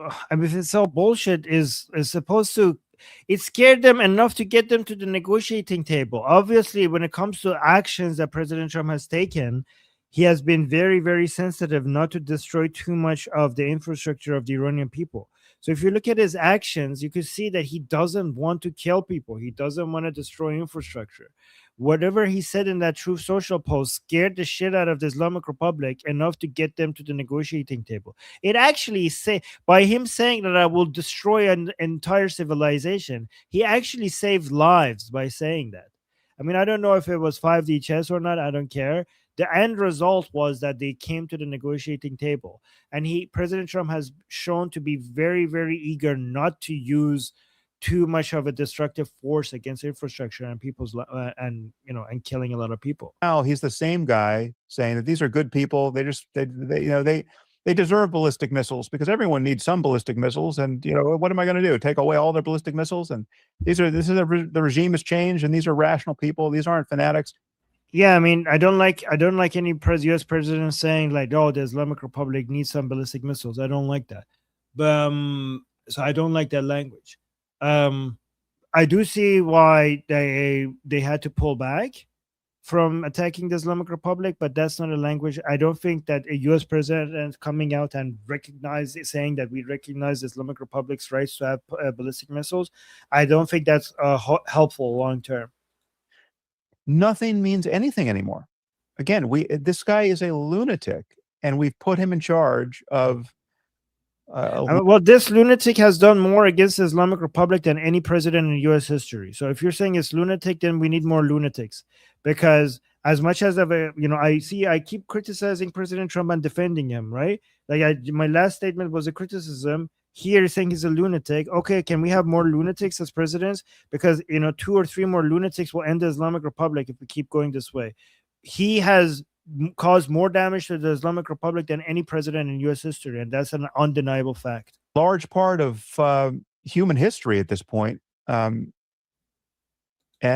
it's unforgivable. I mean, it really is I unforgivable. can't wait for The thing Marco that- to chimp out. When Marco chimps out, it's going to be glorious. Wait until he's president. It's going to be so good. that I find psychologically interesting is my internal response to all the people who were single issue voters on this topic who suddenly now recognize that there's something wrong with Trump, right? The fact that they've been whipsawed by him, claiming to fight this war for all the right reasons, and then to have all that unravel into specious nonsense, but still hopefully, directionally correct, and then to have it fully unravel into an abject betrayal of, full acquiescence to Iranian demands and an abject betrayal of our one ally in the region. I mean, I should show him the level of humiliation that the Islamic Republic is experiencing internally inside Iran. I don't know where he's getting full capitulation to the Islamic Republic demands. I don't know where he's getting that from. I don't know if he understands that the MOU was already the maximum. The worst. The Islamic Republic could not accept anything other than that MOU for the ceasefire. We just wrote them something on a piece of paper so we could get a ceasefire. That's all that the MOU is. And if it wasn't written that way, they wouldn't be able to give into it because it's already extremely humiliating. They wouldn't be able to deal with more humiliation than the one that they've already received so far. The people for whom that was the single issue on which they put their faith in Trump, and to see that, him renege on everything important, the Ben Shapiro's of the world, to see them come around at last and say, okay, this is totally unacceptable. This is every bit as awful as Trump's critics have said it was or was going to be. You would think the response would be, and I think it should be, great. I'm glad, better late than never. Come on in, the water's warm. I'm glad you finally see the situation for what it is. But no, there's this first reaction that I find, and I see many other people having it, which is, it's kind of contempt for how long it took them. It's like January 6th wasn't enough for you to realize that this is the wrong guy to put in charge of our fucking country, right? Like that. I got. Wait, January 6th? Okay. Justin is saying Islamic Republic giving up nukes is Trump capitulating. Okay, so here's the thing, Justin. They haven't given up yet. And if they do, honestly, if they do, everybody who was saying that Trump has made a mistake, I don't know if it's going to happen or not. Like, I don't know if they're going to give up the enriched uranium. But honestly, if this results in IAEA inspectors going in and destroying all of the Islamic Republic's enrichment capabilities and the enriched uranium getting out of Iran, if all of this gets us to there, all of these people need to come and say, we apologize, we were wrong about Trump. I'm not saying that would happen, but if it does happen, if these people don't come out and say we were wrong, then Monkey is right. Because at that point it would be undeniable that this has been the best strategy against Islamic Republic. I don't know if it will happen or not, but if it does, then if somebody like Sam Harris doesn't come out saying I was wrong, he actually really came up with the best plan, then he's as dishonest as Monkey says he is. Guy who lied about losing the election, all the while trying to steal the election, right? Like that wasn't enough of an evisceration of the norms of our democracy for you to realize that this is just a no-go area. I mean, I don't care. As an Iranian, he killed Khamenei. He damaged the Islamic Republic at a point that at a level that I've never seen any other president do. I want to point out that he knows for a fact that the Democrat Party is trying to, as a whole, having an identification, asking for an identification at the polling booth, when you go vote, illegal. You can't even ask for an identification. If they show it to you, you can't look at it. That's how things are shaping up in California. He knows that. And he's talking about stealing elections. I want you to notice that hypocrisy. Yeah. All right, let's continue because I'm not going to have any time to eat before. Guys, we're going to go into our next stream in 10 minutes. And I'm not going to have time to eat. So let me just finish this really quickly. I mean, just finish it. So there's a lot of anger that so many smart people let us get here, and now they're only realizing it on this issue that this is. You're just talking about one cohort here. This is you've been asking for a long time. What will it take for someone to regret their decision about Trump? Well, you now know that answer for the this single cohort, issue voters for this cohort. Yeah. But not for anyone else. But when we finally get here, right, and to see the light bulb go on in the mind of somebody, where the lights have been off for basically a decade, and to see it go on, however bright, to feel not relief, but just a renewed sense of anger, like even it's almost like a doubling of the impatience before you finally get over yourself and say, all right, great, I'm glad we see eye to eye on this finally. There's a feeling of just fuck you, right? Like it should not have taken this long. It shouldn't have been reducible to this one thing because there were 1,000 things, and it shouldn't have taken this long. And you aren't acknowledging the role you played in getting us here, right? But you can understand. You said you understood why some people could have voted for Trump, even though you pushed back against it. No, I understand. I mean, it still wasn't enough. And again, I think they should have been clear-eyed about all of this all along. I do get it. And it's going to be worse next time, frankly. It's like, what we just said about the influence of the DSA on the Democratic Party, like that, if that continues to grow, then it's only going to get worse, right? So then it's going to be a forced choice between lunatics of different flavors. But yeah, it's just interesting psychologically and culturally that, I mean, I guess the thing is, there's no, it would be less frustrating if there was more of a mea culpa, if there was more of an apology or some kind of account of what they got wrong, right? That's not what I'm seeing people do. It's just like, okay, this domino finally fell. This is the only domino I cared about. Now I feel awful about Trump. But I'm not going to reevaluate all the other signposts that I blew past on my way to this cliff, dragging everyone else with me, right? Like I'm not disposed to look back and catalog my errors, right? And the errors were so obvious that it's just, it's frustrating. I mean, I don't understand. Like, maybe I'm too much of a capitalist, but Sam Harris keeps acting like the sky is falling and the United States is collapsing.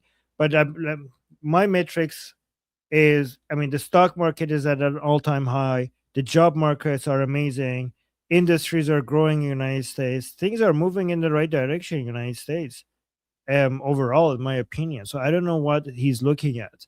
But he thinks like, the United States is ruined because of President Trump. And I think United States, I genuinely think United States has its best days ahead of it. Like, I think people haven't seen, like everybody says the United States is a superpower, which it is right now. I think people are not prepared for what the United States is about to become in the next couple of decades. And I don't think, I don't think any president can stop that. That's what I think, based on the metrics I'm looking at.